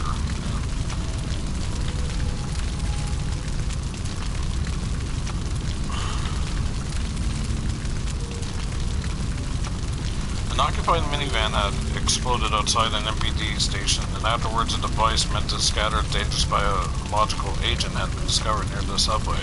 In the end, no one had been harmed, but there were rumors that the government had paid a terrorist organization a hefty sum to keep it that way. Right now, Minorikawa was a stone's throw away from the Shibuya precinct. Could this be a repeat of the Kasumigaseki attack? The entire area was in an uproar. Were running around in panic. Minorikawa could see several injured people lying on the ground unmoving. Yet, despite the gravity of the situation, rumors of onlookers were casually taking photos with their cell phones. Minorikawa got to his feet and went to try to get everyone away from the scene of the explosion. Hey, you guys, get back. There could be another bomb. Minorikawa looked around as he pushed back the crowd. He was getting a strong whiff of the scoop. He needed to write down his copy ASAP, but he couldn't just turn his back on the situation now. Two young men were strolling toward the burning vehicle. They had the look of juvenile delinquents. What the heck was this for real? Ain't this dangerous like you're serious? Fair tried to find an optimal vantage point. Hey, Minorikawa snapped, don't get any closer. He spread his arms wide to hold him back. The young man came to a halt, but otherwise paid him no heed. Oh, this is bad. This is real bad. This is like a terrorist thing. Yo, get out your phone. Come on. But, like, this is a terrorist thing. But, like, you think this is a terrorist thing?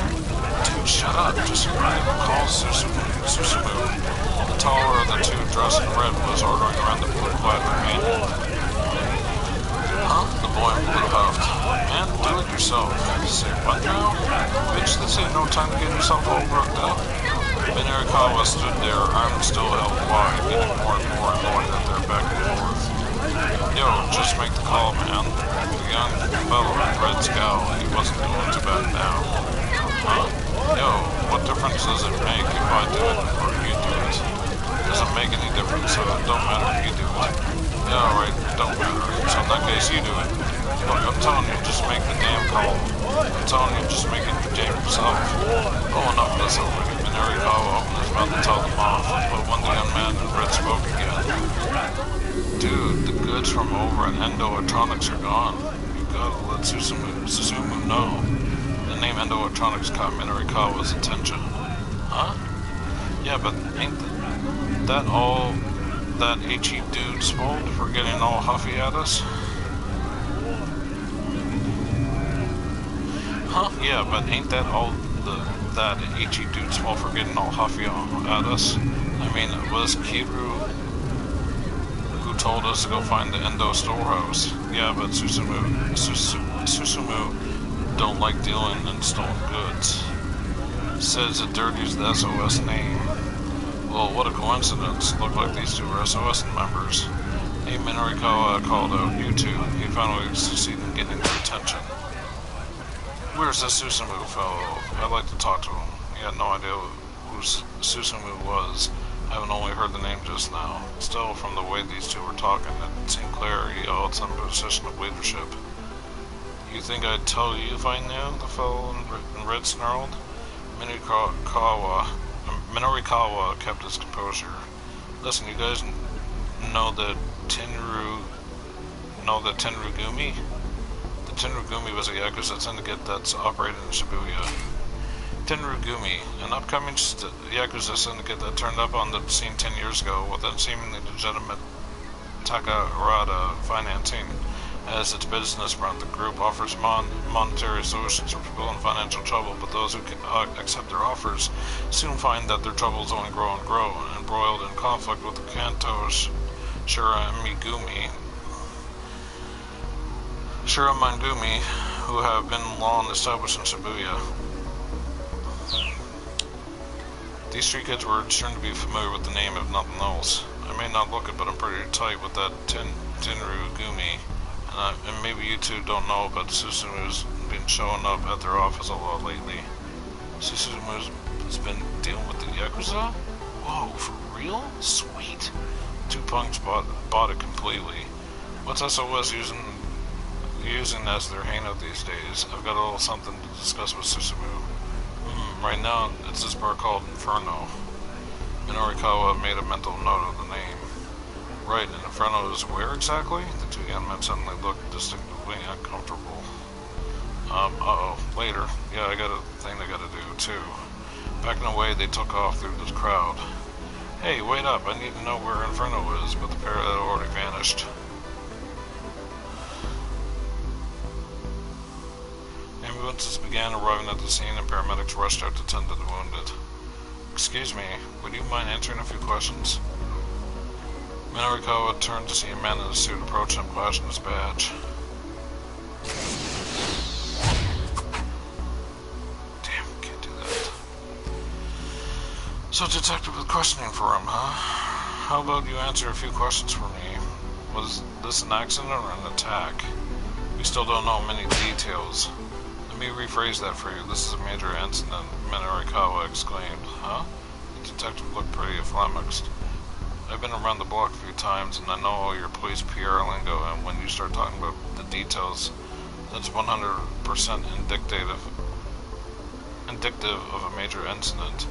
Brushing aside Minorikawa's remark, the detective tried another question. Did you happen to notice anything unusual prior to the explosion? Unusual? Minorikawa thought back to the moments before the minigun blew up. Now that you mention it, I think I heard a cell phone ringtone. The detective tilted his head. A ringtone? No, never mind, forget that. There's no way the ringtone on someone's phone would be audible through all of that. Minorikawa was struck the thought from his own mind as he said it. In all likelihood, he associated the ringtone and explosion simply because one had happened right before the other. Kano. A large-statured Caucasian man had called out to the detective. Evidently, the detective's name was Kano. Thank you for your cooperation, he said with a bow. Then he ran over to the foreigner. Mr. Minorikawa? Minorikawa turned to a female voice behind him. He found Miku standing there. She looked like she'd been crying.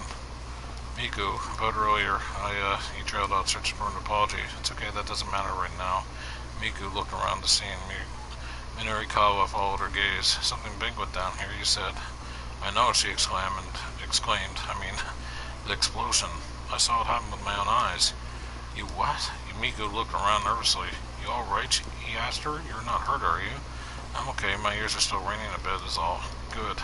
So what did you see at the time of the explosion? Miku assumed a thoughtful expression. There was this girl who was running toward the minivan, and then I think I saw this other Middle Eastern girl suddenly make a dive for her, and then the van just exploded. Wait, hold on, Minako said. So if I'm getting this right, it sounds like this Middle Eastern girl saved the girl who was running up to the van? Miku nodded. Just then, Minorikawa's phone chimed. He received an email. It was from Chiaki. Mr. Mino, are you still working on your copy?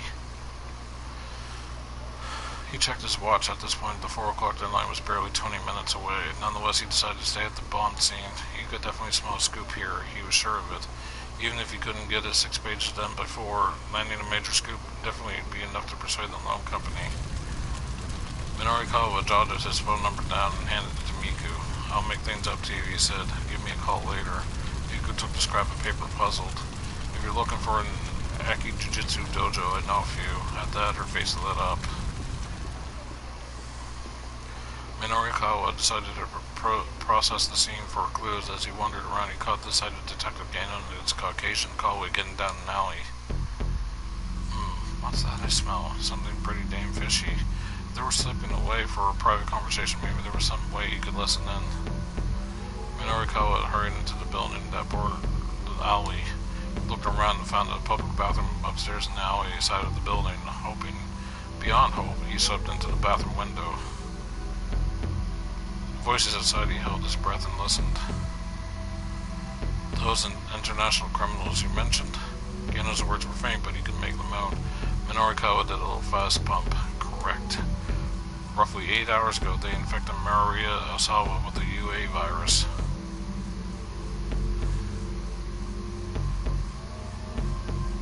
Then they let her loose somewhere in Shibuya. Hold on. By UA, you mean? The discussion involved some terms Minorikawa wasn't familiar with. He focused on all the mental energy on what the two were saying. This is a killer virus with a 100% mortality rate once it takes hold. 100%, Minorikawa muttered it to himself. The shock caused him to unclench the fist he didn't realize he'd made. This wasn't just an interesting conversation, it was monumental. It was an incubation period of 12 hours. In another 4 hours, Maria Osawa will go symptomatic. After that, she'll begin spreading the virus through the city. It's capable of airborne transmission. If we don't administer Kinji Osawa's antiviral before she developed symptoms. Yes? Everyone in Shibuya is going to die. Minorikawa felt goosebumps rise all over his body. If they were talking about a virus and the Kenji Osawa, that can only mean that Kenji Osawa. You recall that Osawa had said earlier about the power balance of the world being at stake. There was no doubt about it. This was a tremendous scoop. When they told them we need to find Maria Osawa and get the antiviral to her as soon as possible. Just calm down, there's more to the story. It's starting to leak out. The door swung open and someone came barging into the bathroom. It was Yana Gishida. Why him again, and why here of all places? Oh, I'm leaking here. Yana was on the verge of hysterics. His voice must have been audible outside. Kano and his companion went to take their discussion elsewhere. And they'd just been getting to the good part. You son of a bitch, enraged Minorikawa grabbed Gishida and tossed him to the floor. I'm leaking. Shut your mouth. He put all his strength into an ankle hold and gave it a good twist. A professional wrestling technique that involves grabbing an opponent by the ankle. Being caught up like that, this can be extremely painful. It has also put a lot of pressure on the lower body, and if you're already fighting the urge to urinate, well... Gishida wailed.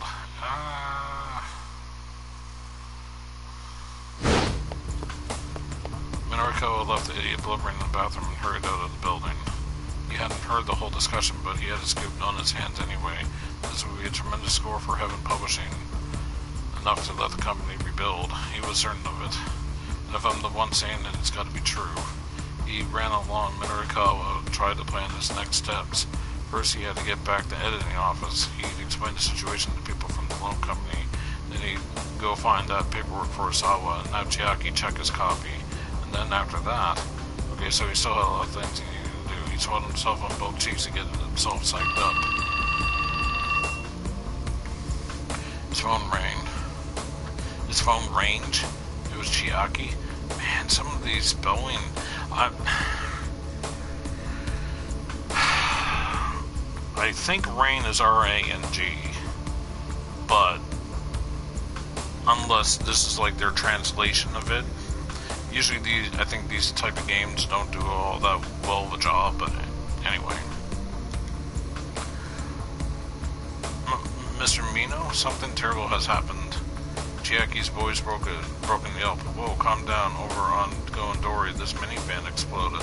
Yeah, I'm well aware. Thanks to that, I've got a big scoop that Chiaki cut him off. Just now, I got a call from Mr. Toyoma's daughter, Hana.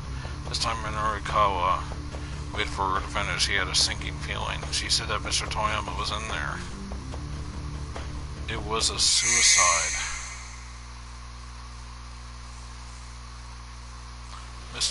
Minorikawa's knees buckled. Tell me you're joking. No, I mean the van explosion is all over the news, and Hana was in tears on the phone, and... Mr. Mino? Mr. Mino, are you still there? Toyama had killed himself. Minorikawa felt the energy drain from his body.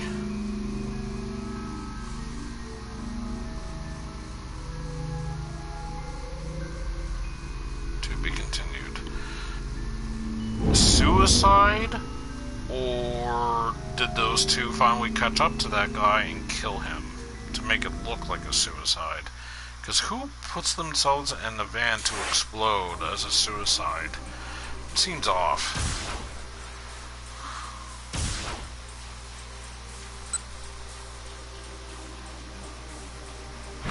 Was that thing here? Run for it.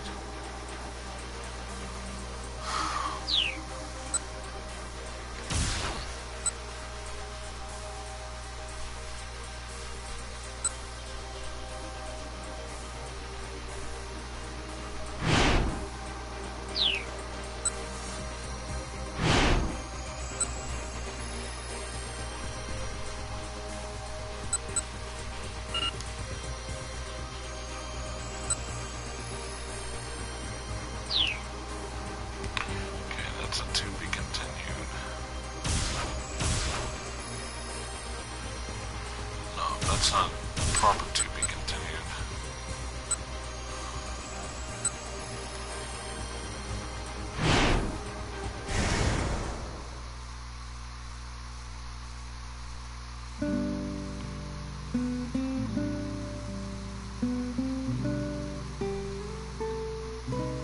Something about Mr. Tower.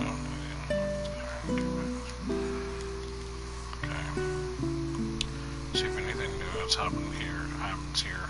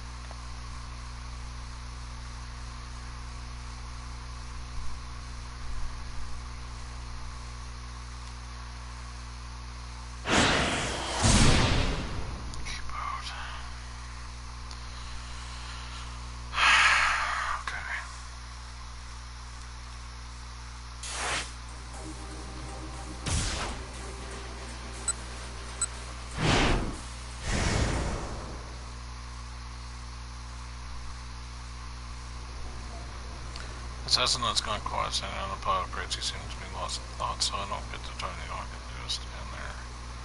So am I ask myself again and again. I am who I am. Oh my.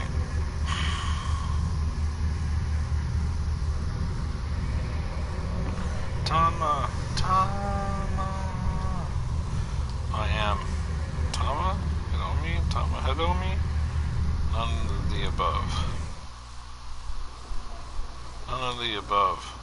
None of those fit me at all. I turn at the sound of an exuberant voice and see Mr. Yandashita running my way, flowing his arm in a friendly greeting. I swear this guy could wind up banished to the pits of hell and he'd still give it all his all day in and day out. Oh, thank goodness it is you, Tama. I knew it. The man with eyes, or the cane, grumbles something incoherent, then holds his gun and flees the scene. Huh? I hear with some middle-aged guy? He looks so sweet and innocent, but I guess he kinda get around, huh? Boss, nice timing. They do a little fist pump. Whatever he's doing here, I'm glad he drove off that guy with the gun. What are you so happy about? Yanoshita gives me a puzzled look, but he promptly distracted by his own excitement. Well, anyway, never mind that. Tama, he shuts down to a conspiratorial whisper. You know, I'm such an idiot. I can't believe I was in such a tizzy over some silly scratch card from a magazine. I can tell he has news that he's itching to tell me. Did something happen?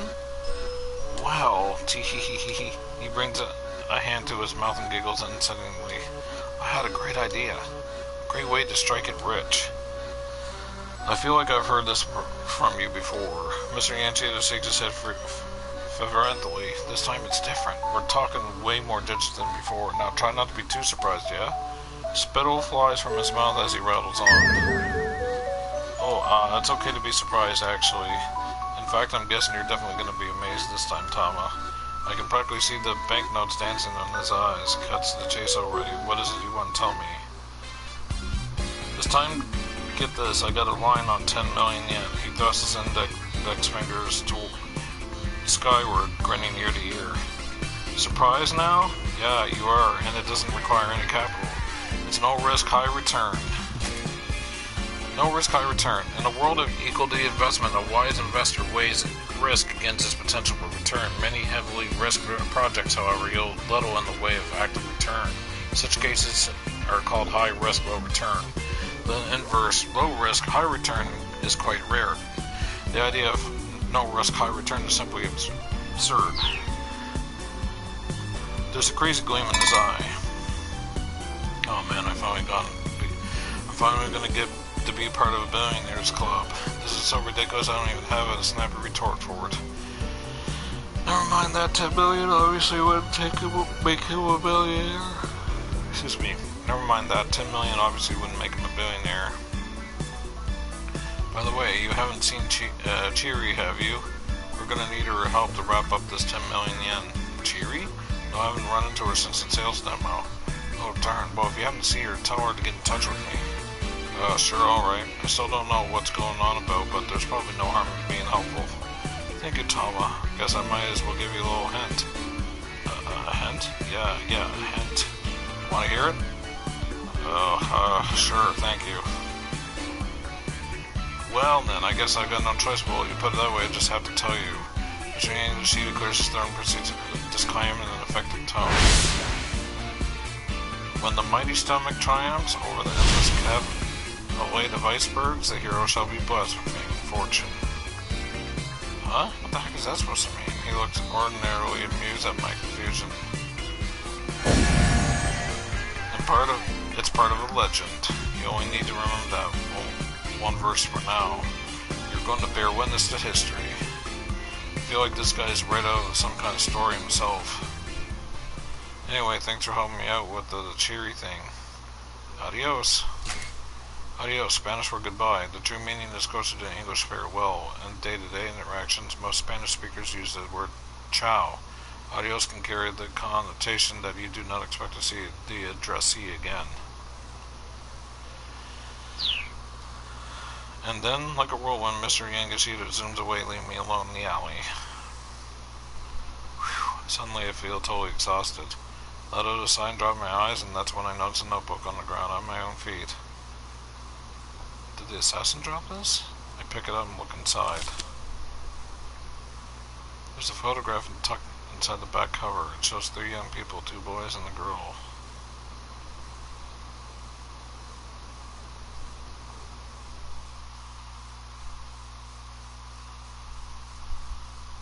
Well, what do I do now? Do I go to the police? How would I even explain the situation? I can see it now. There's this killer out there, and he's after this person named Hitomi Asawa, and then the police would be like, who is that? And who exactly is after her? And then what would I say? Heck, they might not even give me the time of day in the first place. Not only do I not have any idea who Hitomi Asawa is, I know nothing about the guy who's after her except that he walks with a cane. I mean, I can't even tell them who I am. They'd probably shoo me away without a second thought. What am I supposed to do? I hang my head at a total loss. The necklace around my neck sways idly to and from.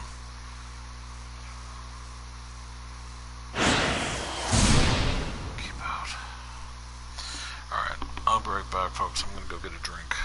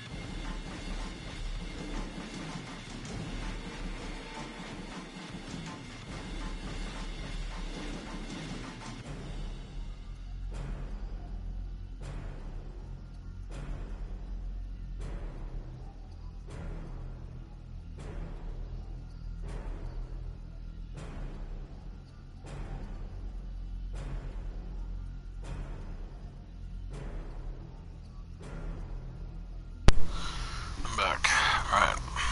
Suddenly, boom, okay. Yeah.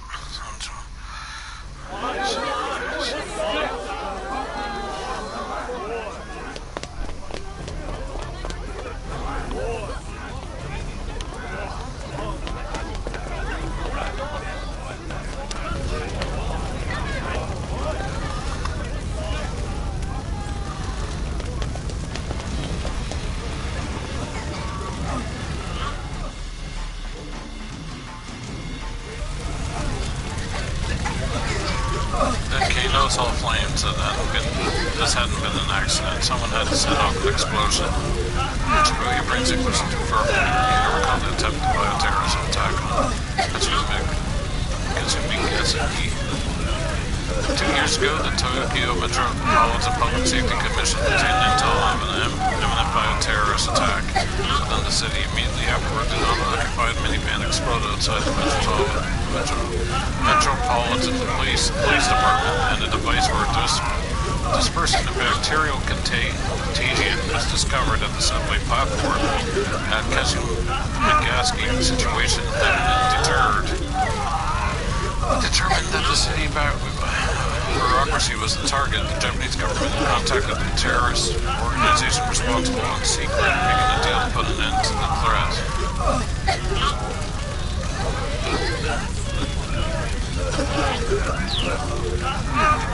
That incident began when a van exploded outside the Tokyo MPD station. Already a large crowd of onlookers was gathering. Shouts rose up as they took in the scene. What's going on? What happened? Cars saw fire. Kano called HQ. They quickly slipped around the back of the burning vehicle as a minivan. Hearing that the flames chases, you could see there was someone inside. Oh no, could that be Hiromi? Once they had their hands on the antiviral, the criminals would have no further use for Hiromi Asawa. Already the body had been turned to ash. At this point it was unrecognizable as human anymore. Keep out. Freak. Okay. Sucks.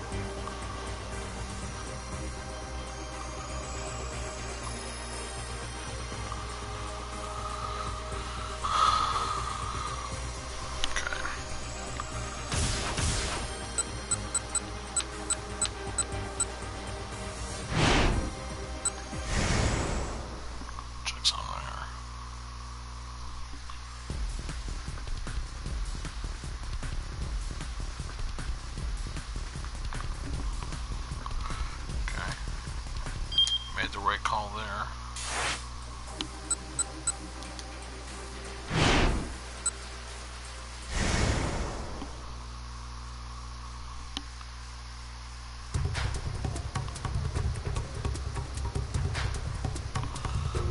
Neck shot, okay.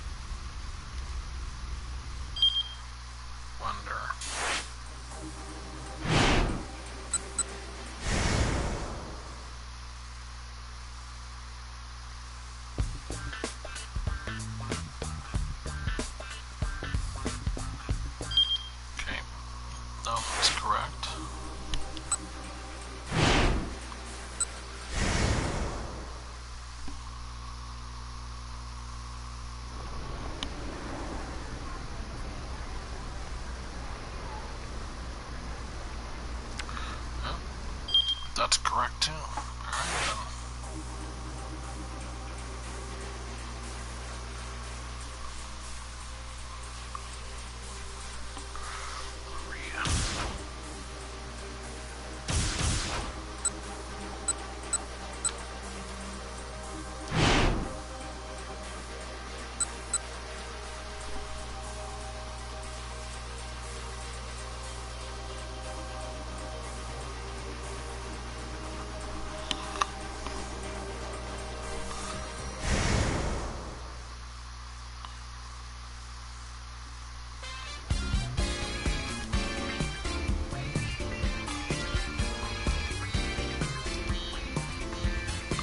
No, not particularly. Oh, okay. Well, anyway, thanks for helping me out with that cheery thing. Adios. And then it were like a whirlwind mystery and she assumes we leave me alone in the alley. Whew. Then I feel totally exhausted. I let it aside, drop my eyes, and that's when I noticed a notebook on the ground at my feet. Did this assassin drop this? I pick it up and look inside. There's a photograph tucked inside the back cover. It shows 3 young people, 2 boys and a girl.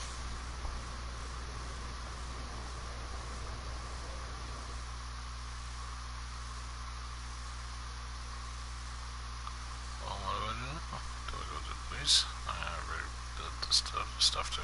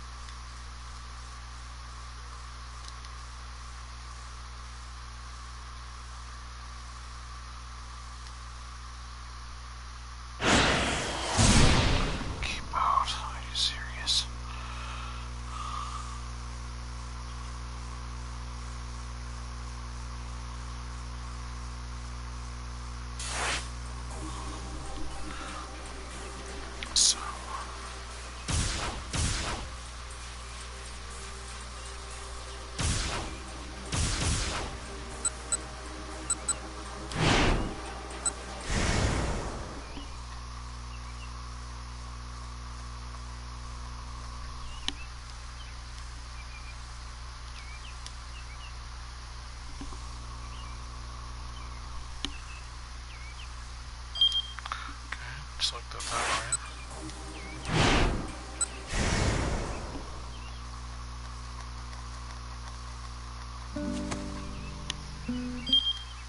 Crap. Didn't mean to do that.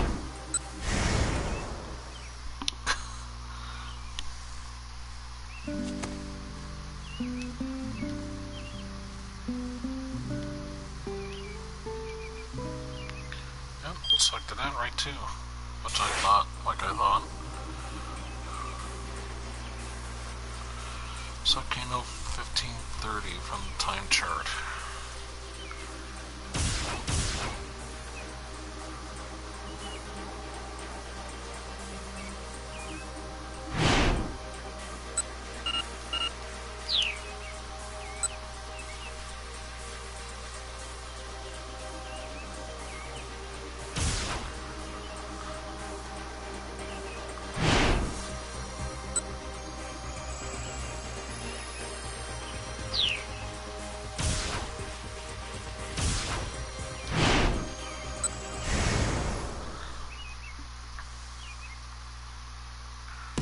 Sister, I guess.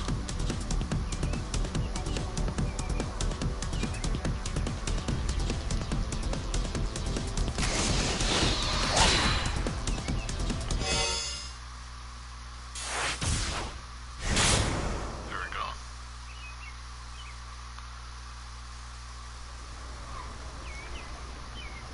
Eventually I muster up the energy to start walking around town, heading nowhere in particular. Billboard outside of a department store displays a poster of some female musician.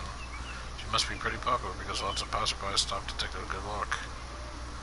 Am I just imagining things? I feel like I saw the same poster somewhere recently. Underneath the sign is a woman talking on her cell phone. It sounds like she's been having an argument with whoever's on the line. I don't want to be nosy, but I'd just pass on by. As I came out onto Komondori, I gradually come to a halt. I'm a little tired from all this aimless wandering around. I let my gaze stray along the street as I consider my next move. Then I catch sight of a blue minivan parked across the street. Oh! Suddenly my heart starts pounding. I know this minivan. If I head over to it, I'm sure I'll remember something. As I pulled by some huge magnet, I make my way toward the vehicle.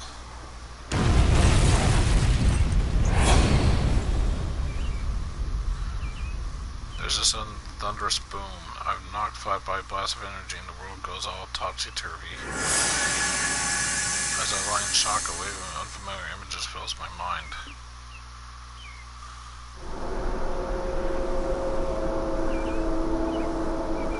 A cloud of rolling dust in some place that isn't Japan. A simple room with unfamiliar architecture.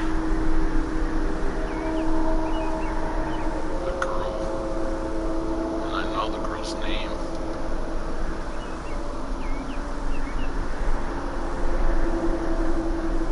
Her name is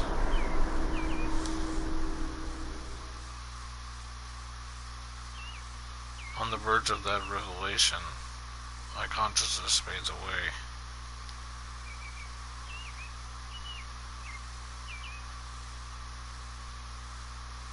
Bad end. Sudden blast. Mary arrived at the Condori just in time to get a common minivan explosion. She's going to avoid this space. She needs to stay away from that vehicle. Someone else's action can ensure that Hana Toyama crosses paths with her again. Then Maria will talk to her and avoid the minivan.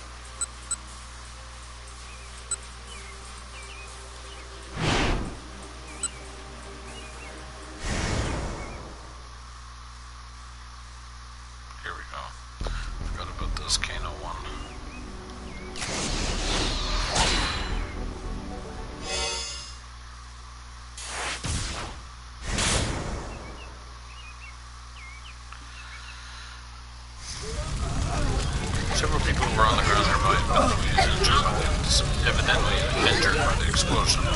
The girl in the hoodie was crouched on the presence of their injuries. The girl, Miku Morita, walked along outside the Minarikawa for her brother introduced her to an Iki Jujutsu dojo. She happened across the aftermath of a minivan explosion, able to stand idly by. Faced with such a horrific scene, she pitched in as best she could to help the wounded.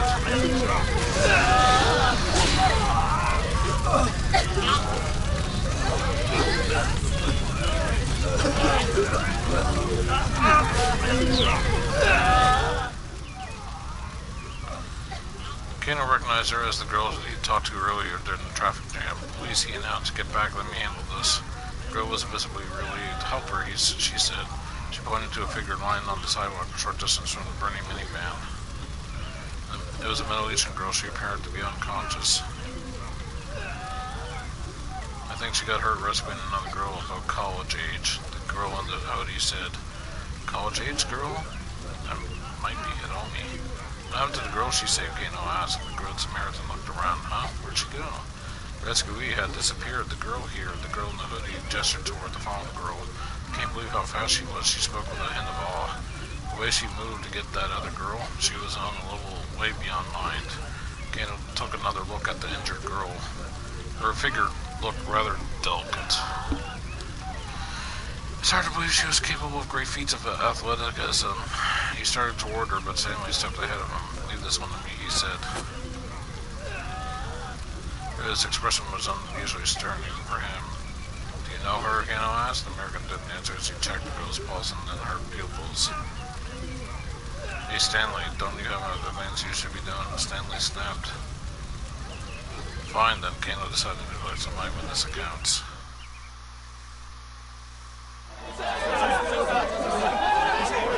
Patrol cars and ambulances arrived at that scene in a steady stream. Once the vehicle fire was under control, things gradually began to calm down. Several officers worked to cover the area around the burned minivan with a blue tarp. Kano got his questioning underway, starting by flashing his badge at a man near the front of the crowd. "Excuse me, would you mind answering a few questions?" The man puffed himself up. "How about you answer a few questions for me? Was this an accident or an attack?" "We still don't know many details," Kano admitted. The man shoved his finger in Kano's face. "Let me rephrase that for you. This is a major incident." "Huh?"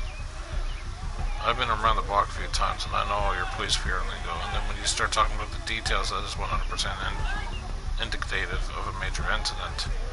"Well, I sure picked the wrong guy to try to talk to." Stifling his frustration, Kano continued his questioning. "Did you happen to notice any unusual prior to the explosion?" "Unusual? Now that you mention it, I think I heard a cell phone ringtone." "Ringtone? No, never mind, forget that. There's no way the ringtone on someone's phone would be audible through all of that." The man was probably right, but somehow the idea nagged at Kano. He jotted down a note in his pad. "Kano." It was Stanley, perfect timing. "Thank you for your cooperation," Kano told the man, then he hurried on his way.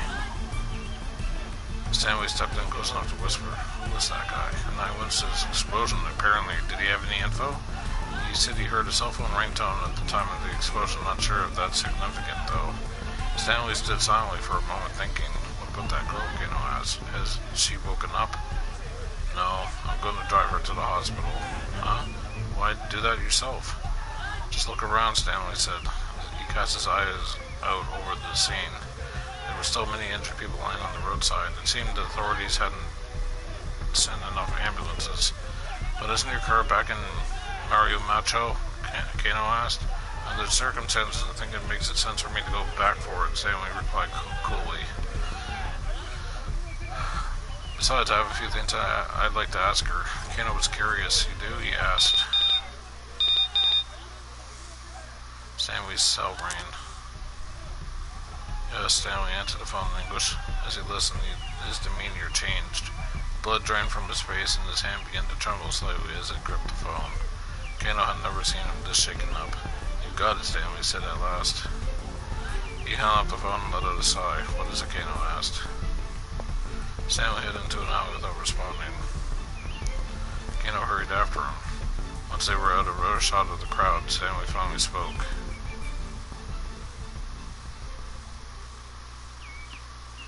"That call right now was from Gordon, my superior."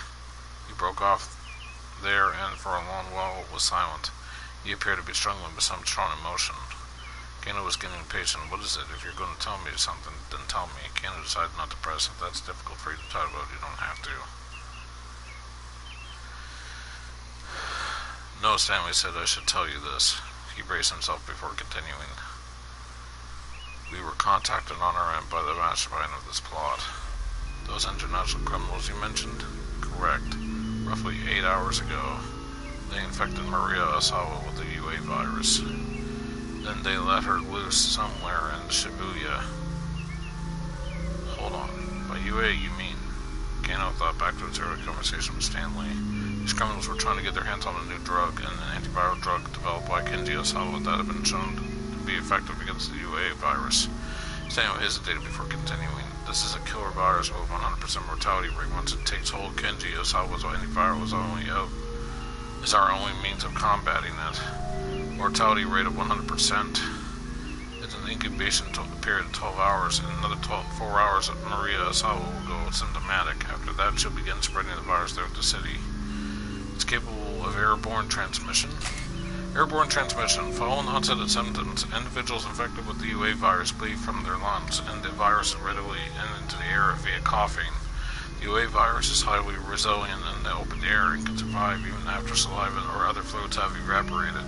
Simply getting within 2 meters of a symptomatic patient is said to carry a high risk of infection. Bodily fluids from deceased patients carry an especially high concentration of the virus, and anything contaminated with such fluids must be thoroughly sterilized before it is safe.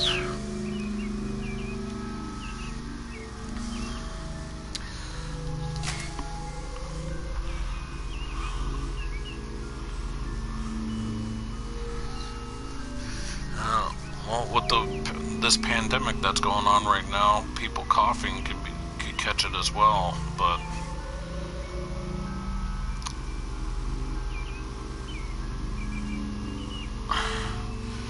yeah, man, this is very creepily like what we're dealing with now in a sense. Except this is it's like you know, this pandemic is a big deal, but at the same time, it's like,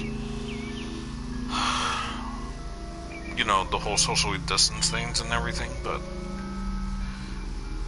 from the sounds of this, it's like once you cough, like, even if nobody's around you, like, it can be spread to other people.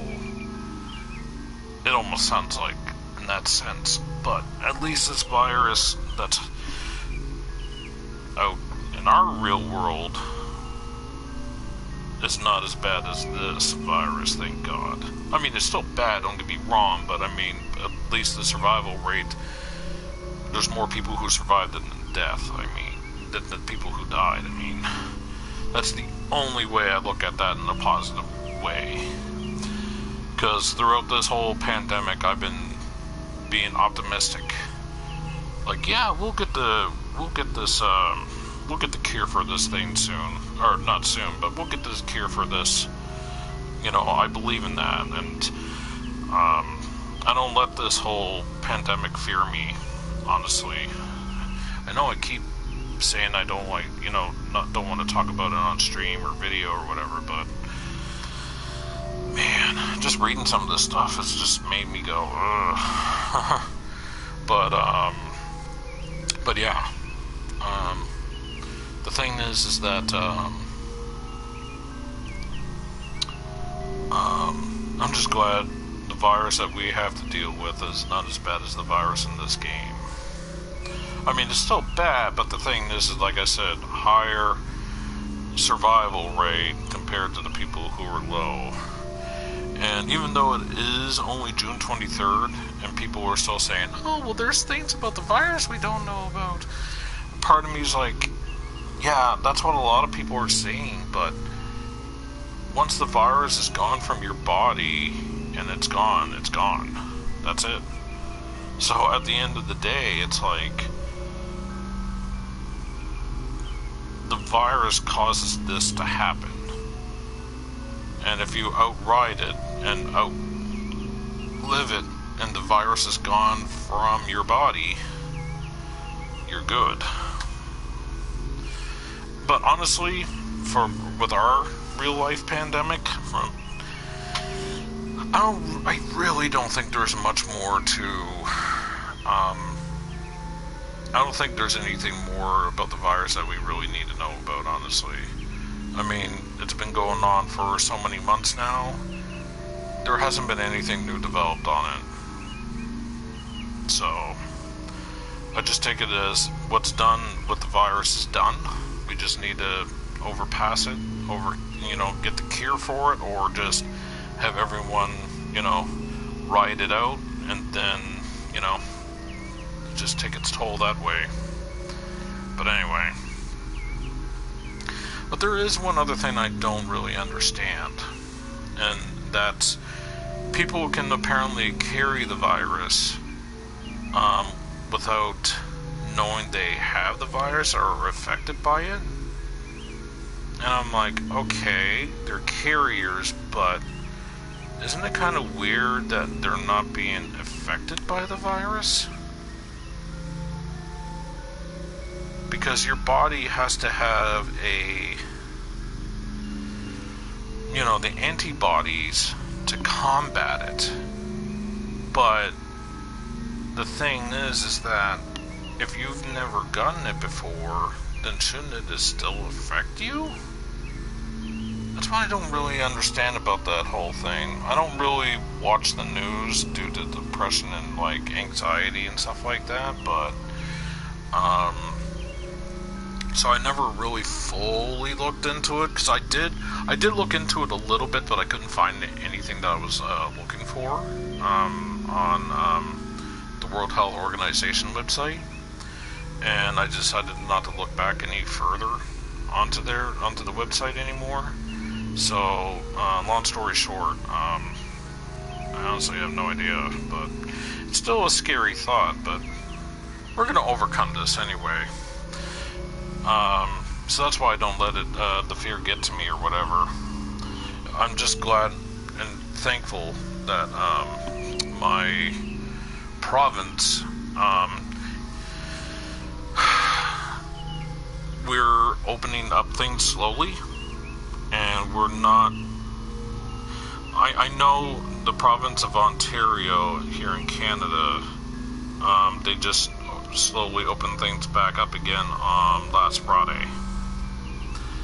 And, well, long story short,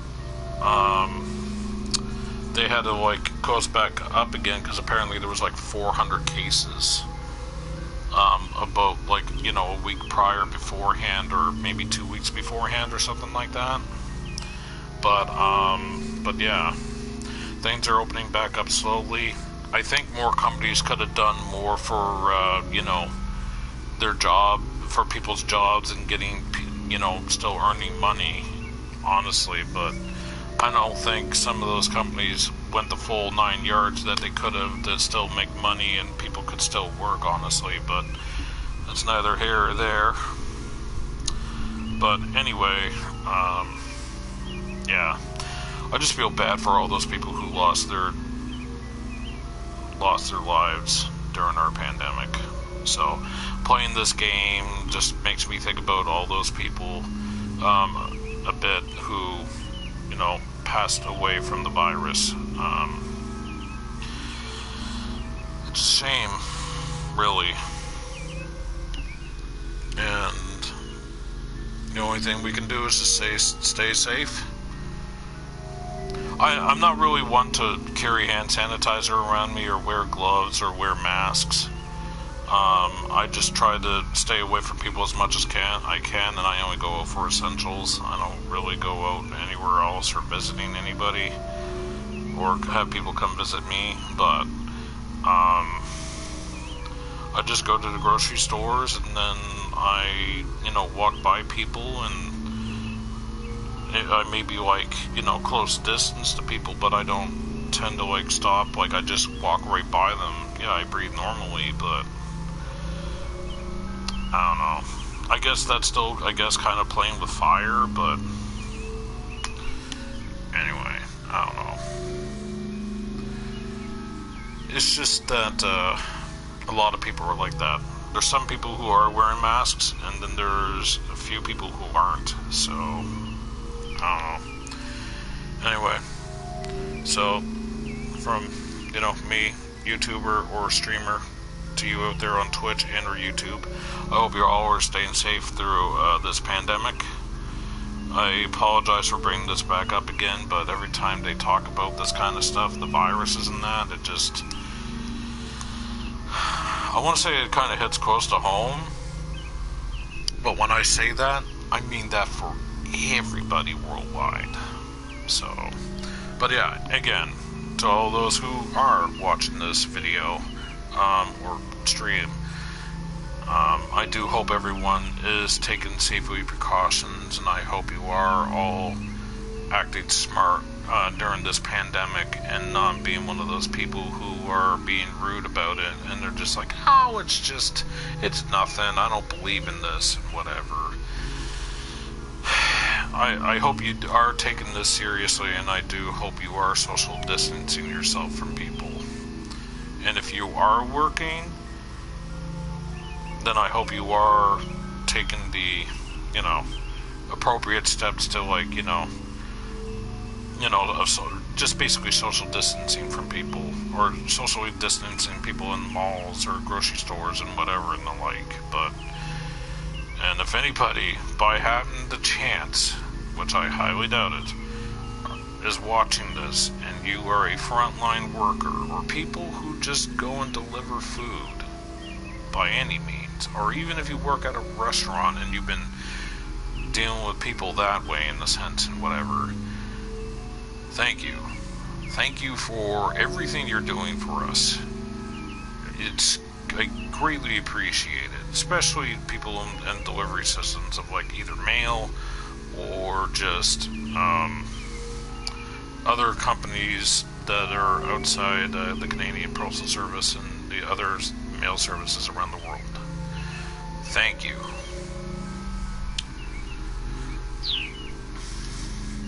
If we don't administrator Kenji Osawa's antiviral before she developed symptoms. Yes. Keno's voice was trembling now. Stanley spoke with complete certainty. Everyone in Shibuya is gonna die. Well, then we need to find Maria Osawa and get the antiviral to her as soon as possible, Kano said, panicking. Stanley remained cool. Just calm down, there's more to the story. Stanley was interrupted by a strange sound from the upper floor of a nearby building. Unsure what it was, the two men hurriedly relocated.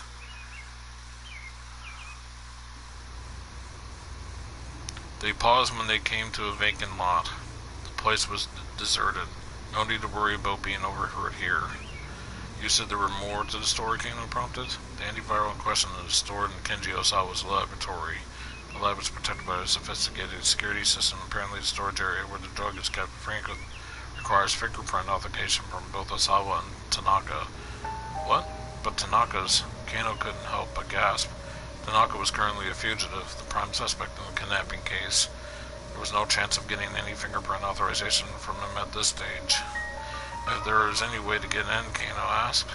The door can also be unlocked via password in place of the fingerprint scanner, but we'd still need to know what Tanaka chose for his password. No. In any event, Stanley said, it's essential that we track down and secure Maria. But, he went on, his voice grave, even if we got Maria to safety, the mastermind is now in possession of the UA virus. If they want to, they can unleash a bioterrorist on Shibuya at any time. To put it bluntly, the lives of every man and woman and child in the city are in their hands. Kano felt the pulse of deep fear enough to give him vertigo. He slowly tilted his head back, tilted his back, his head, and gazed at the. He slowly tilted his back, his head, and gazed at the sky, vast and blue as always. There had to be tens of thousands of people in Shibuya right now. Rumi and Shizuo were among them, and they might all be dead within a day.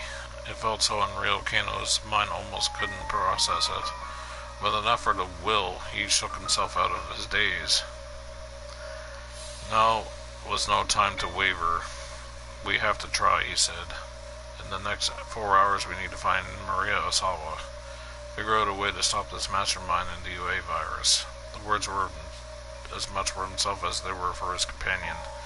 Let's do this, Stanley. We might not always see eye to eye, but together I feel like you and I can find a way. But Stanley averted his gaze. My job here is simply to apprehend the mastermind. Kano felt a resurgence of his early anger at Stanley once again. He was pulling his duties above human life. I'm sorry.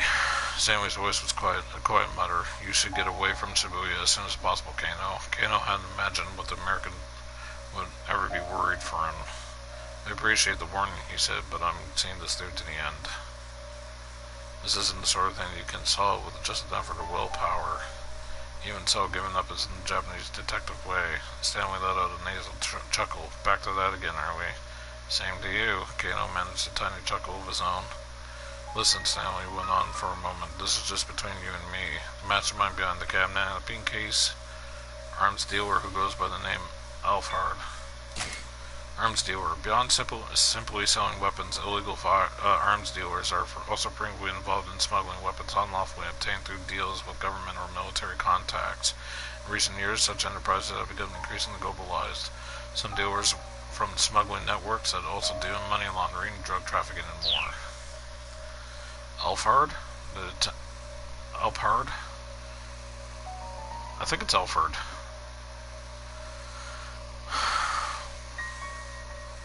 The attempted bioterrorist attack on the Kazimigatsky, a hotel bombing in Chicago. Alfard had a hand in all of them. What do you know about this criminal? Kano asked. Stanley's expression grew even darker. Alfred's signature is extremely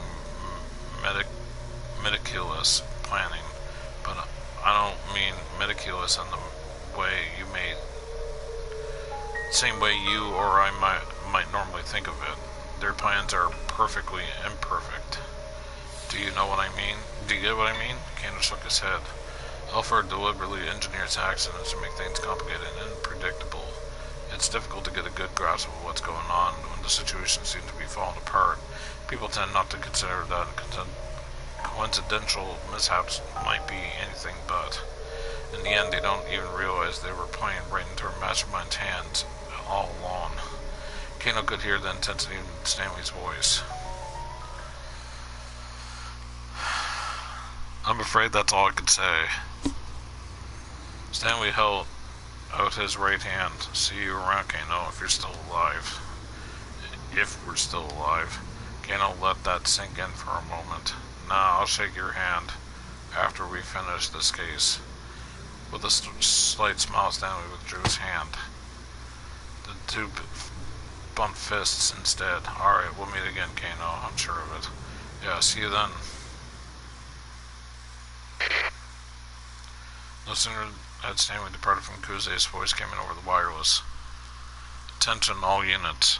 As of now, further investigation on the kidnapping case is suspended. The director's voice sounded strangely cold. I repeat, as of now, further investigation on the kidnapping case is suspended. Wait, hold on, sir, Kano shouted. What is it, Kano? Could you let us know why? We received information that Maria Sawa had been infected with an unknown virus and has been released somewhere in Shibuya. That matched up with that Stanley had said earlier. An anti-bioterrorism security force will probably be deployed in Shibuya. Bioterrorism. Terrorism involving biological agents such as bacteria or viruses.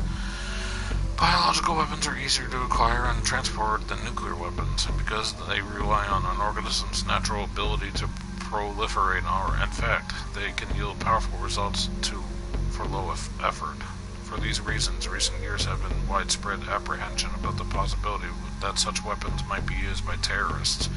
In the event that a bioterrorist attack occurred in Japan, temporary quarantine and decontamination facilities would be set up in the area affected.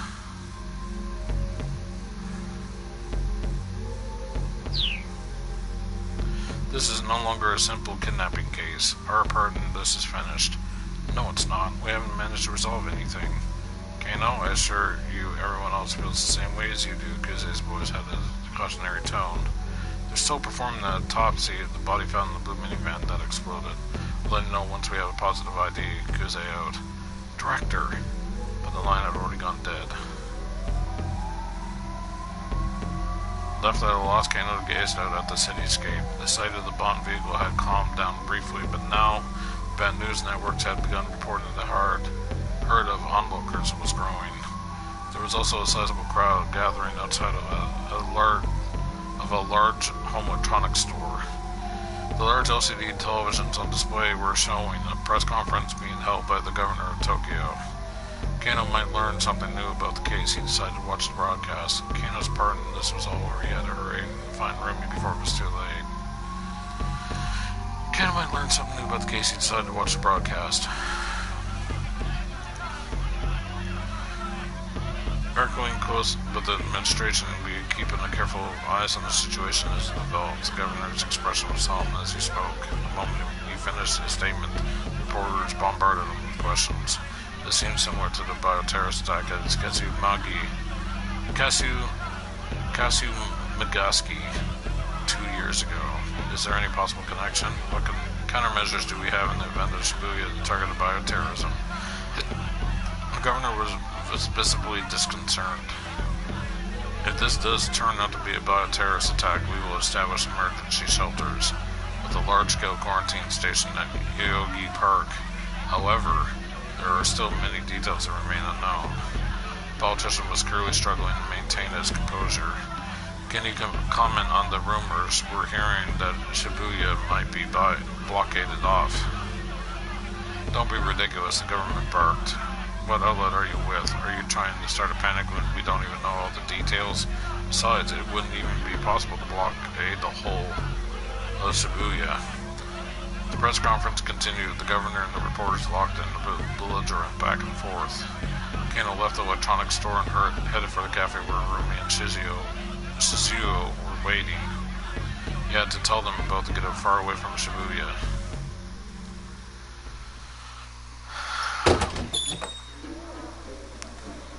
The cafe lock trick seemed quiet when Kano arrived. Shizuo was sitting alone. Kano scanned the establishment, but didn't see Rumi anywhere. One of the staff greeted him, welcome. Just one, sir? No, I'm meeting someone, actually. Of course, sir. Alyssa smiled and then went on her way. Shizuo was glaring at him. Kano walked over to him and bowed deeply. It's a pleasure to meet you, sir. Shinya Kano. You look even more of a knuckle-dragger than I thought. Shizuo maintained his apprehensive stare. Rumi had something she needed to do, so she stepped away for a while. He said after a long moment. Kano sat down across from him. There was a laptop computer open on the table. Right now, the laptop is in sleep mode and there's nothing on the monitor, but just before Kano came in, Shizuo was browsing the internet for him. He takes his user handle from a nickname from the apples he grows on his own farm, which are pretty little things and nearly as sweet as honey. Wait a minute.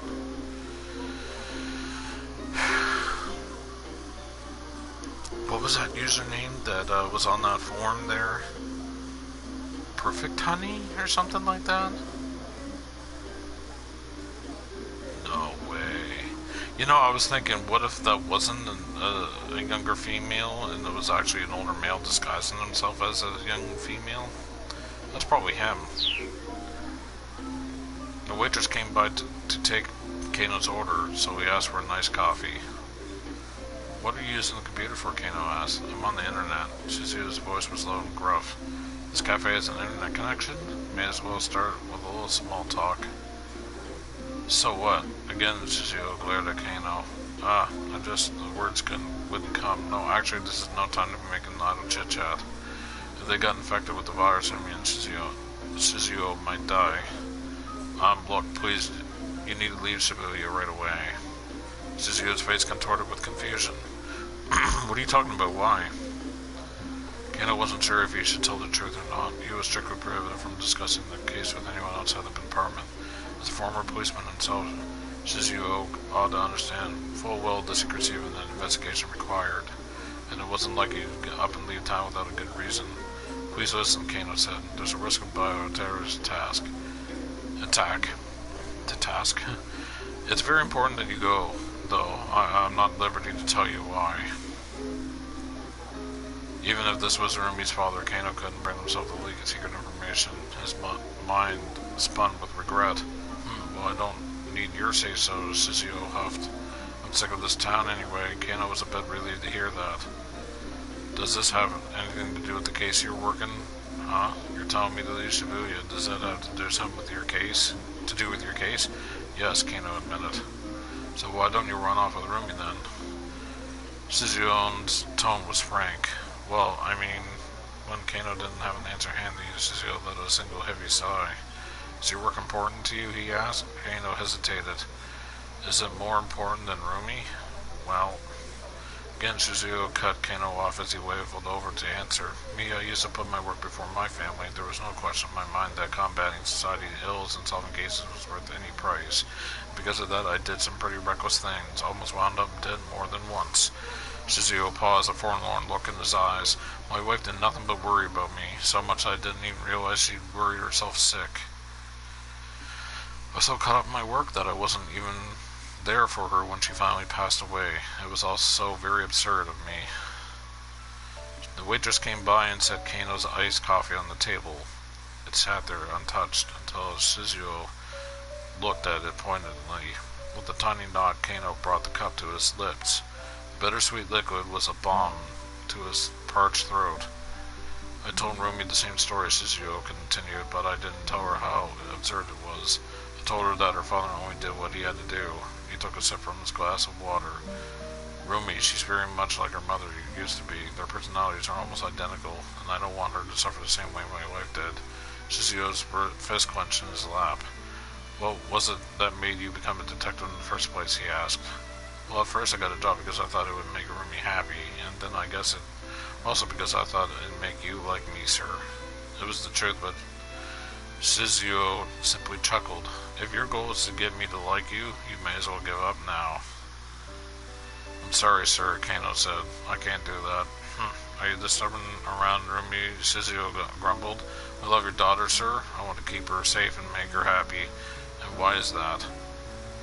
Whenever I think about her, it feels so amazing, and I'm sure that you or anyone can empathize with that. Everyone has someone that they want to protect who makes them feel that good.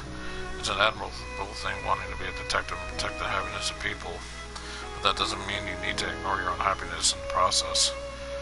What you say may be true, sir. Earlier today, my partner was stabbed, and today, his wife's birthday. Shizuo arched his brow. Is he going to make it? We're not sure yet. Last I knew, he was a critical condition. This is why I keep saying that the life of a detective is Shizuo's words trailed off into a laminated murmur. Even though Kano was unmoved. Dictatum number 1. Never lose sight of what you're supposed to protect. Ever. What's that? Something that a senior detective I admire very much said. It's a fundamental guiding principle I stuck to as a detective.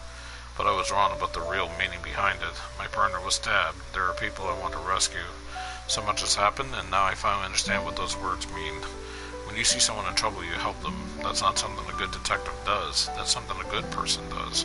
Kano took a good look at Shizuo's face.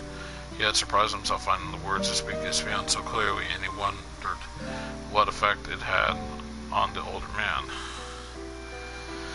I'm sure that from your perspective as my future father-in-law, why be a detective? My being a detective means that I'm putting my life on the line, but that's not entirely true. I can only be myself. This is the kind of person I am. I care about helping people. Even if I were a baker or a brewer or a bookseller, I'd still act the same way. You're being ridiculous. A baker and a detective don't assume anywhere near the same risks. I suppose that's true, Kano fussed with his hair sheepishly. Shizuo grumbled. I think I see what kind of man you are now. You sounded oddly defeated. Which is why now is no time to just putz around. Kano sat up straighter as Shizuo's weighty tone. A detective needs more than just passion. A detective can solve all his problems with sheer determination alone, but at the same time he needs more than just the ability to coldly assess a situation. He needs the conviction to stick to a case when it might otherwise seem prudent to give up. There was something new in Shizuo's expression now, and a gleam in his eye that hadn't been there before. Kano almost felt like he was being sermonized by a senior officer. Got that? You got a cool mind, but a fiery spirit. A detective without both of those is worth nothing. Do you mind if I write that down in my notebook here? Look, Shizuo said, sounding suddenly embarrassed. Aren't you in a hurry? Don't you have to get back to your case? Yes. And sir, please, I need you and your daughter to leave Shibuya right away. Yeah, I hear you. Kano conjured up Rumi's face in his mind. There was a chance he might never see her again. He forced the thought away as best he could. By the way, if I may ask, Shizuo said, what was it about Rumi that made you fall in love with her? Where's this coming from all of a sudden? Was it her looks? No, it wasn't just that. Kano found himself tongue-tied again. I mean, she is pretty cute, even if this is my own daughter I'm talking about. Shizuo shocked him by grinning from ear to ear. Well, yes, sure she is, Kano replied, but it's just more than that. She's also very sweet and kind-hearted. And she is, isn't she? Yeah, she really is. For the first time, Kano and Shizuyo smiled at one another. You're a man who lets his emotion show on his face, Shizuyo said. And for a detective, that's actually not so bad. Thank you, sir, Kano said. He bowed to Shizuyo as he stood up from his seat. Never lose sight of what you're supposed to protect, huh? I like that. Wise words indeed. Kano turned to look back and then bowed deeply to Shizuyo one last time.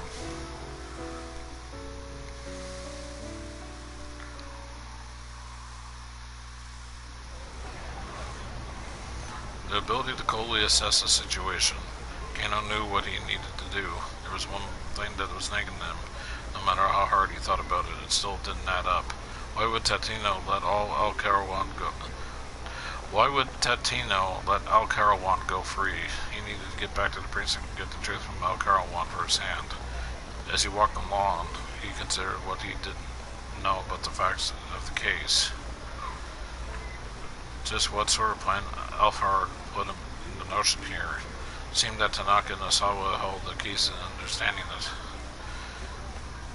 There had been relay handoffs on the phony attached case, a relay that Tanaka had been complicit in. There was also Hiromi missing carrying antiviral. Osawa had confirmed that himself.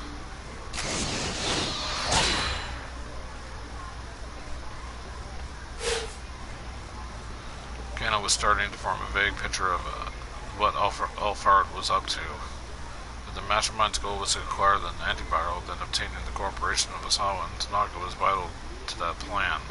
After all, their fingerprint verification was required to physically access the drug.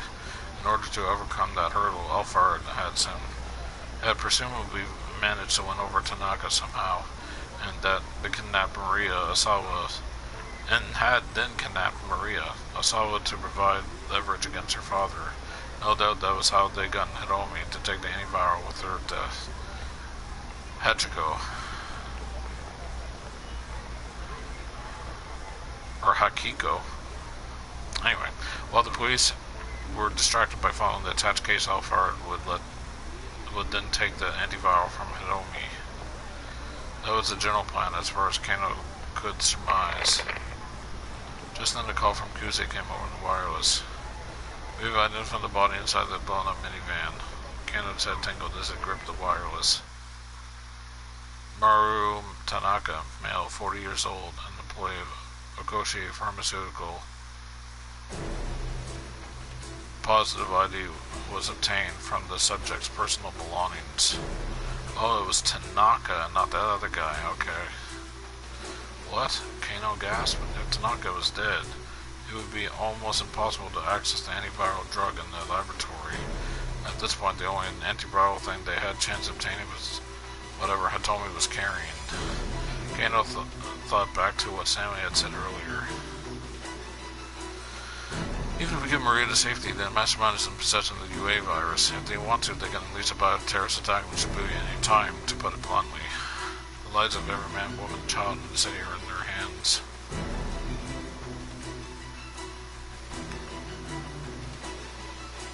No, the chill ran down Kano's spine.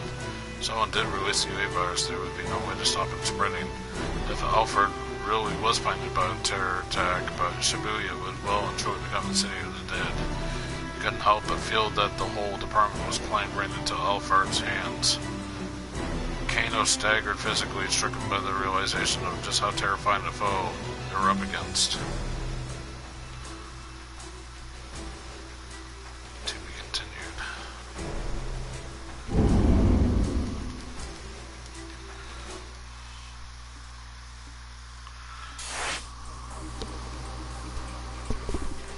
Just want to do a jump.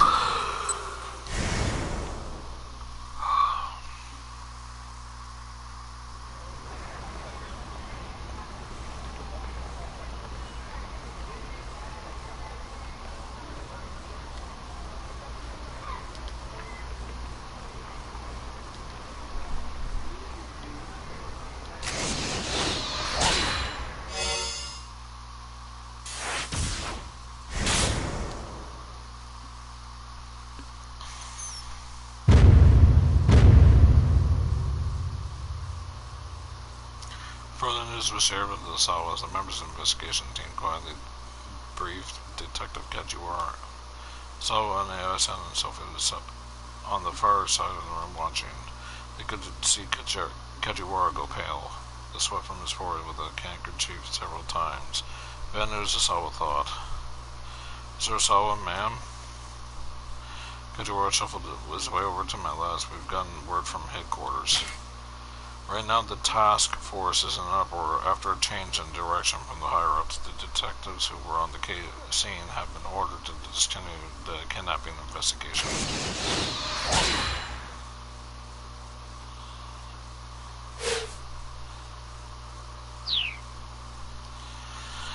He hesitated odiously.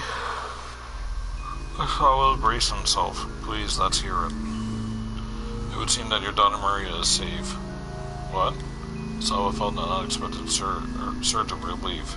You mean it? The case has been solved? Added AI. For a moment, they almost sounded like a happily married couple. It was only a stern look on Kajiwara's face that gave him pause. However, as of yet, we do not have her in custody. I'm not sure I understand, Asawa said. You know she's alive, but you don't have her? How? Deep furrows appeared in Kajiwara's forehead. Sorry, sir, the information we received from up top is complicated. We've confirmed that she was able to escape confinement.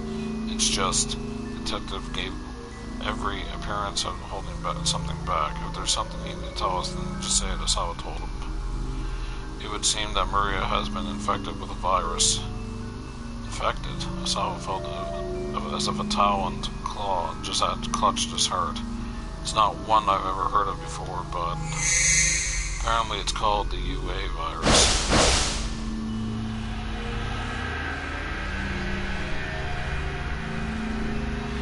Asawa's vision went dark. He felt as if he plunged into a black void of despair.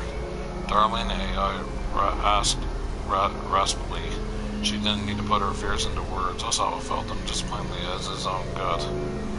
You're an expert in virology, aren't you, Mr. Asawa? Kajiwara said. Are you familiar with the UA virus? Asawa held up a hand to forestall further questions. There was no time for that. How many hours ago was she infected? He demanded. I wasn't told that much. It was important. Is that important to know, sir? Depending on when Maria was affected, we may or may not still not be. Asawa trailed off abruptly as the reality of the situation struck home. This wasn't the same as when Hiromi had been infected.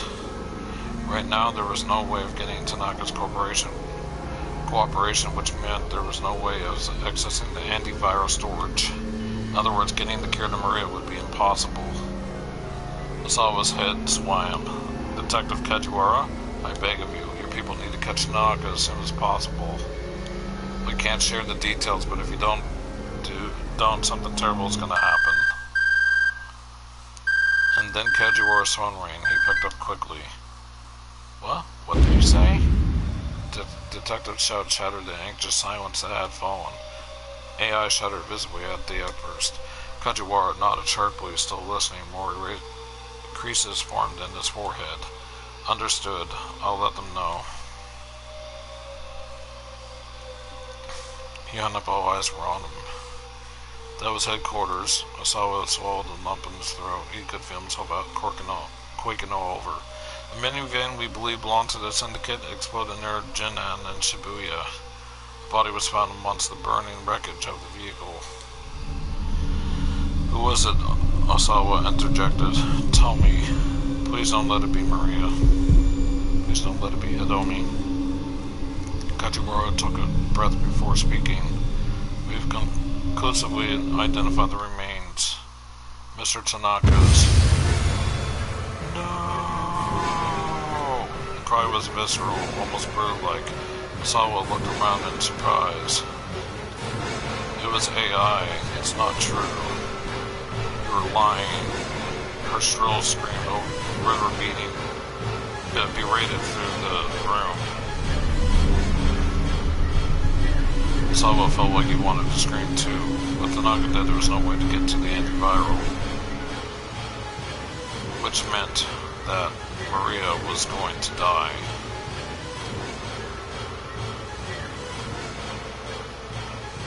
To be continued.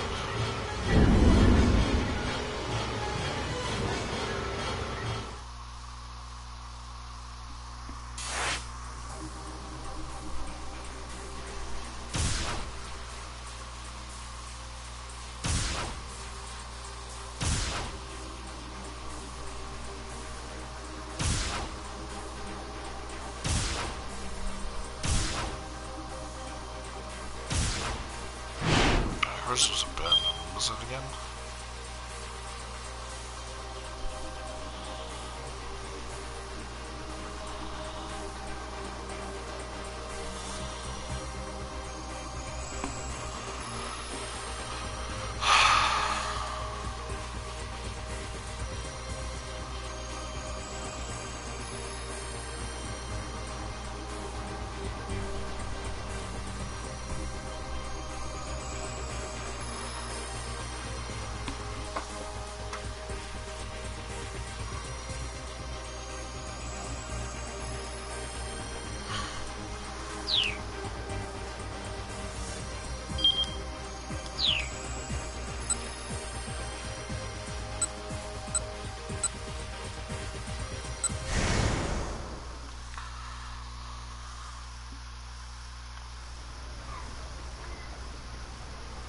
Check through this very quickly.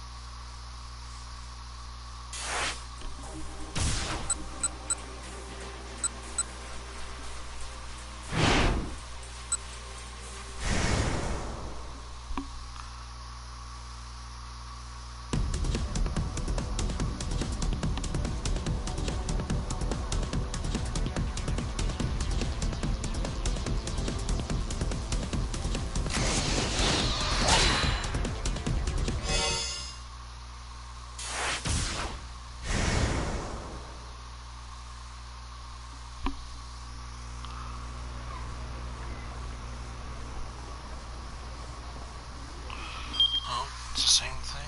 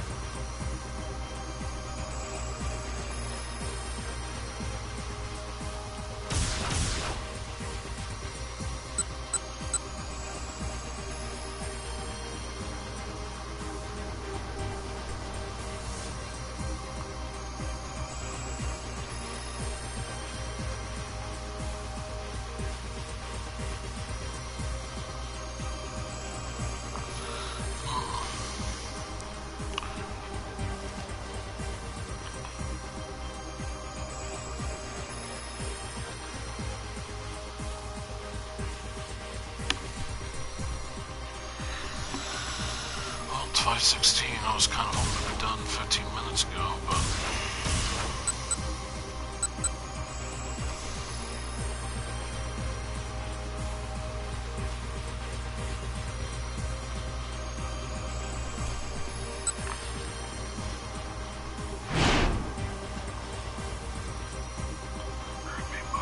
yeah, so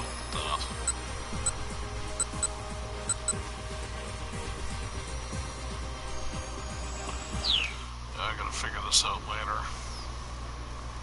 Anyway, so part 6.5 is gonna be extremely short. So yeah. Anyway, I feel so annoyed. I followed all the things that it says for the keep out, and then I get something for a bad end, and then I look up the bad end, and it says here, select HE, and sister from the time chart to jump to Maria. This clears out keep out 19, and I'm like, that's not what I want. That's for keep out 19, not bad end 45.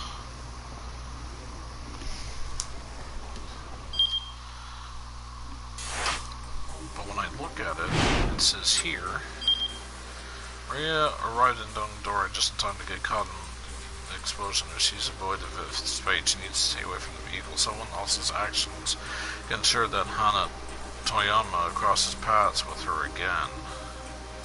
Then Maria will talk to her and avoid the minivan.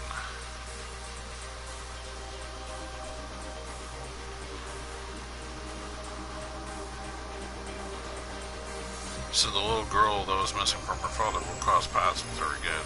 And Maria will talk to her and avoid the minivan.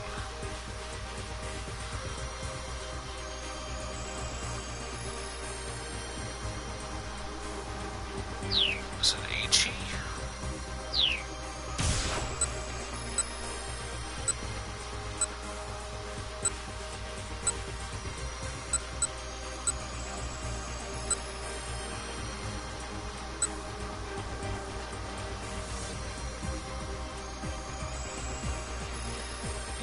Pretty sure it was H.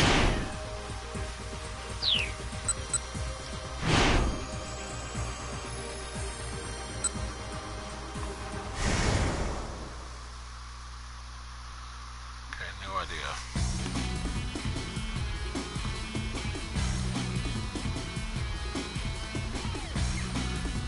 H took a quick leap to one side. He managed to avoid crashing into her by taking the tumble himself, but the girl was still definitely a bit shocked. Sorry about that, H.E. said. Are you alright? But the girl didn't answer her. In H.E.'s eyes, she just looked around as if in a daze. Was she waiting on someone, maybe? Odd kid, H.E. thought. I hope she's okay. Once more, they set off running. Okay. This should change things. Here we go. I can't believe I'm going this long again.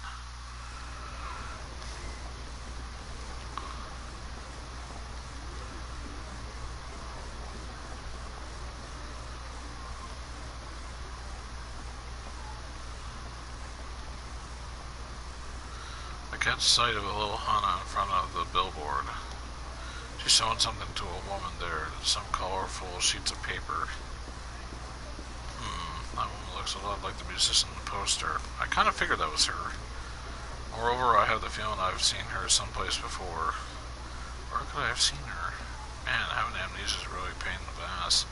I have no way of knowing whether I've forgotten something or I've had no memory of it in the first place. The woman looks through the papers held out to her, nodding approvingly at each one, and I can hear her murmur with admiration. Hana! I wave as I scampered on over to her. As I do, the woman abruptly hurries off. Hey, we meet again, I say. Hana just gives me a bored look. Who was that just now, I ask. I don't know. Hana quickly gathers up her belongings and starts walking briskly away. Oh, hey, wait up, I call out. The girl ignores me. She's moving at a jog now, heading for the Spanish Hill towards Kowandori. She steps out onto Kowandori. She trips and falls down hard. The contents of her bag spill out on the road. Oh, whoops. Catching up to her, I gather up some of the phone pages. What's this? There are poems written on the cover paper. Copies of a prose poem titled The False Monsoon. The poem delicately details the wavering emotions of an adolescent girl. Also delivered to us, if the text is read horizontally and inserted vertically, it tells about a father's worries over his own daughter, who is now marriageable age. Hana's genius will soon be discovered by Aya Kamiki and soon will become a popular songwriter. A look of embarrassment crosses Hana's face and she snatches the page out of my hands. Don't touch those. Those are for sale. For sale? I'm selling poems that I wrote. Oh wow, that's incredible. She looked surprised by the compliment. Incredible? My friends at school said they were dumb. That's not true. I always saw a little just now, but I thought it was a really good poem. You're just saying that. I've been out here in Shibuya for weeks trying to sell these, but the only person who just bought them was that lady just now. I don't know, that's out a mournful sigh. Well, what are you out there selling poems for anyway? I thought maybe it'd help pay back our debts. Huh? Yeah, that's not something I expected to hear from a little kid. My debt's in real deep, she continues. The topic makes me think of Mr. Yamashita. Guess today's my day for meeting people mired in debt. And I'm only in elementary school, so I can't get a part-time job. Japan's labor standards are prohibited of hiring children under the age of 15 for certain jobs within the entertainment industry. However, employees can obtain permission from the Labor and Standards Inspection Office for younger children to work. I'm impressed. She's so brave. She's maybe a little hard to approach, but she's just a kid after all. She's so brave, I just want to give her a hug. I hear a strange wailing call from behind me. Startled, I turn around to see Mr. Toyama standing there, tears streaming from his face, or from his eyes. Hana, I'm so sorry. I had no idea you were trying so hard to. Toyama rushes up to the girl. It's quite emotional, the father-daughter reunion. Or at least that's how it looked until Hana slapped her father across the face with her bundle of papers. What was that for? Don't you give me that. I'm sick of all this running around. She delivers several more well-placed smacks with her little crafted project. Okay, Toyama says at least. I know you're upset, but I have to ask you for just one thing. Then we can see about getting through the day, yeah? Okay, but just one. Can't help but find this ordinary interaction kind of charming. You two get along really well, don't you, I say. Yep, nope. The two give simultaneously contradictory replies. Then Hana sullenly starts to walk off without Toyama tottering after her. It's such a weird little sight that I can't help but laugh. Well, later then.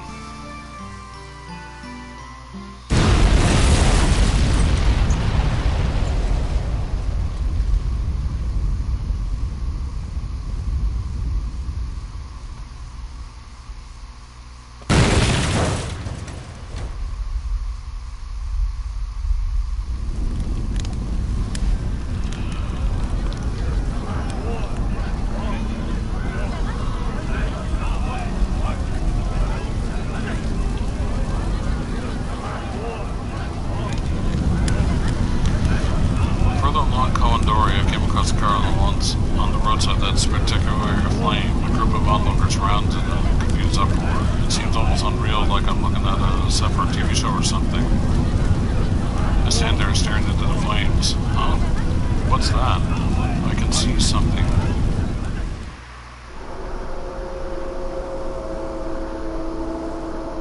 The raging heat makes the air shimmer. The scent of dry sand fills my nose. A gust of searing wind tugs at my hair. Where am I?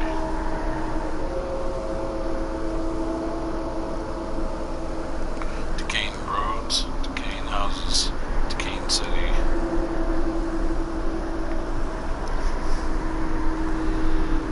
And the people who live there. People who live. People who live. People who live. There's someone by my side. Someone is with me watching all of this.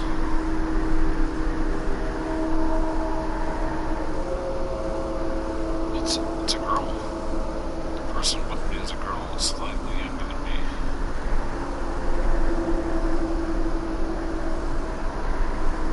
She says something to me.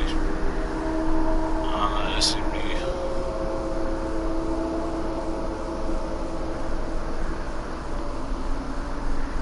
Cat's Cradle. That's my voice now. Cat's Cradle. Whose voice was that? What's going on? Who am I talking to? Yeah, Cat's Cradle. I'm showing someone how to do Cat's Cradle with string. But who? Who am I showing how to do Cat's Cradle?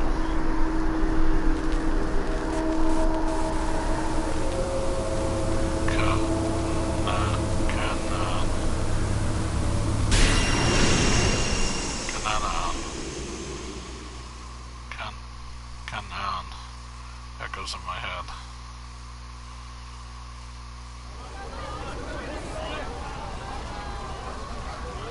Kanan? I didn't name it loud. I was just running through my mind, are beginning to break up and vanish. But I feel like for a brief moment at least, I'd caught a hold of the edges of some of my lost memories. That's right, Kanan. As soon as I see it, I'm filled with a powerful sense of duty. There's something I'm responsible for, or something I needed to do. But if I don't do this Kanan person is going to be in grave danger. Calm down, just calm down. Believe in myself fighting with the impulse to take off running. If I did, where would I go? I have no idea where my destination or my goal even is. Please help me. Please remember something. Please. Gaze out at the flames, practically praying now. Don't move. A voice hisses in my car. Voice hisses in my ear, and I feel something hard press against my back. I don't need to turn around to recognize whose voice it is. I thought you said you didn't have any business with. I did a little thinking, says the man with the cane slowly, about how I might lure out Hitomi Osawa, see?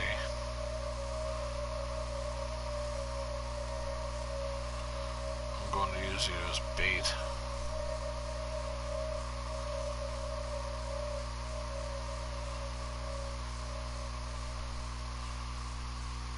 To be continued, finally.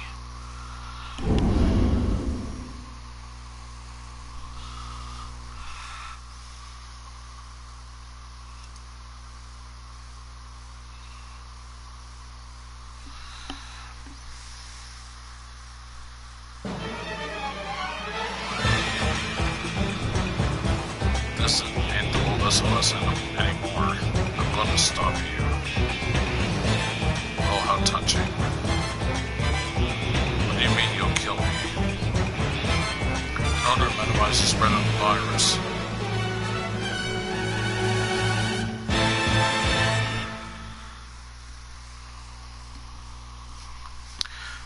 Choice and sacrifice, bronze trophy achieved.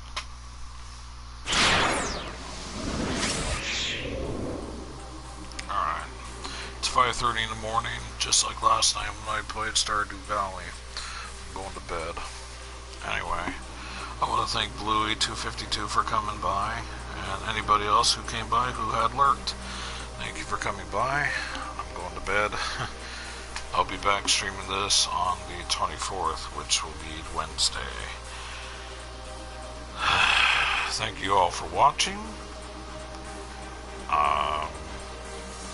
I'll see you next video or stream, depending on how you're watching.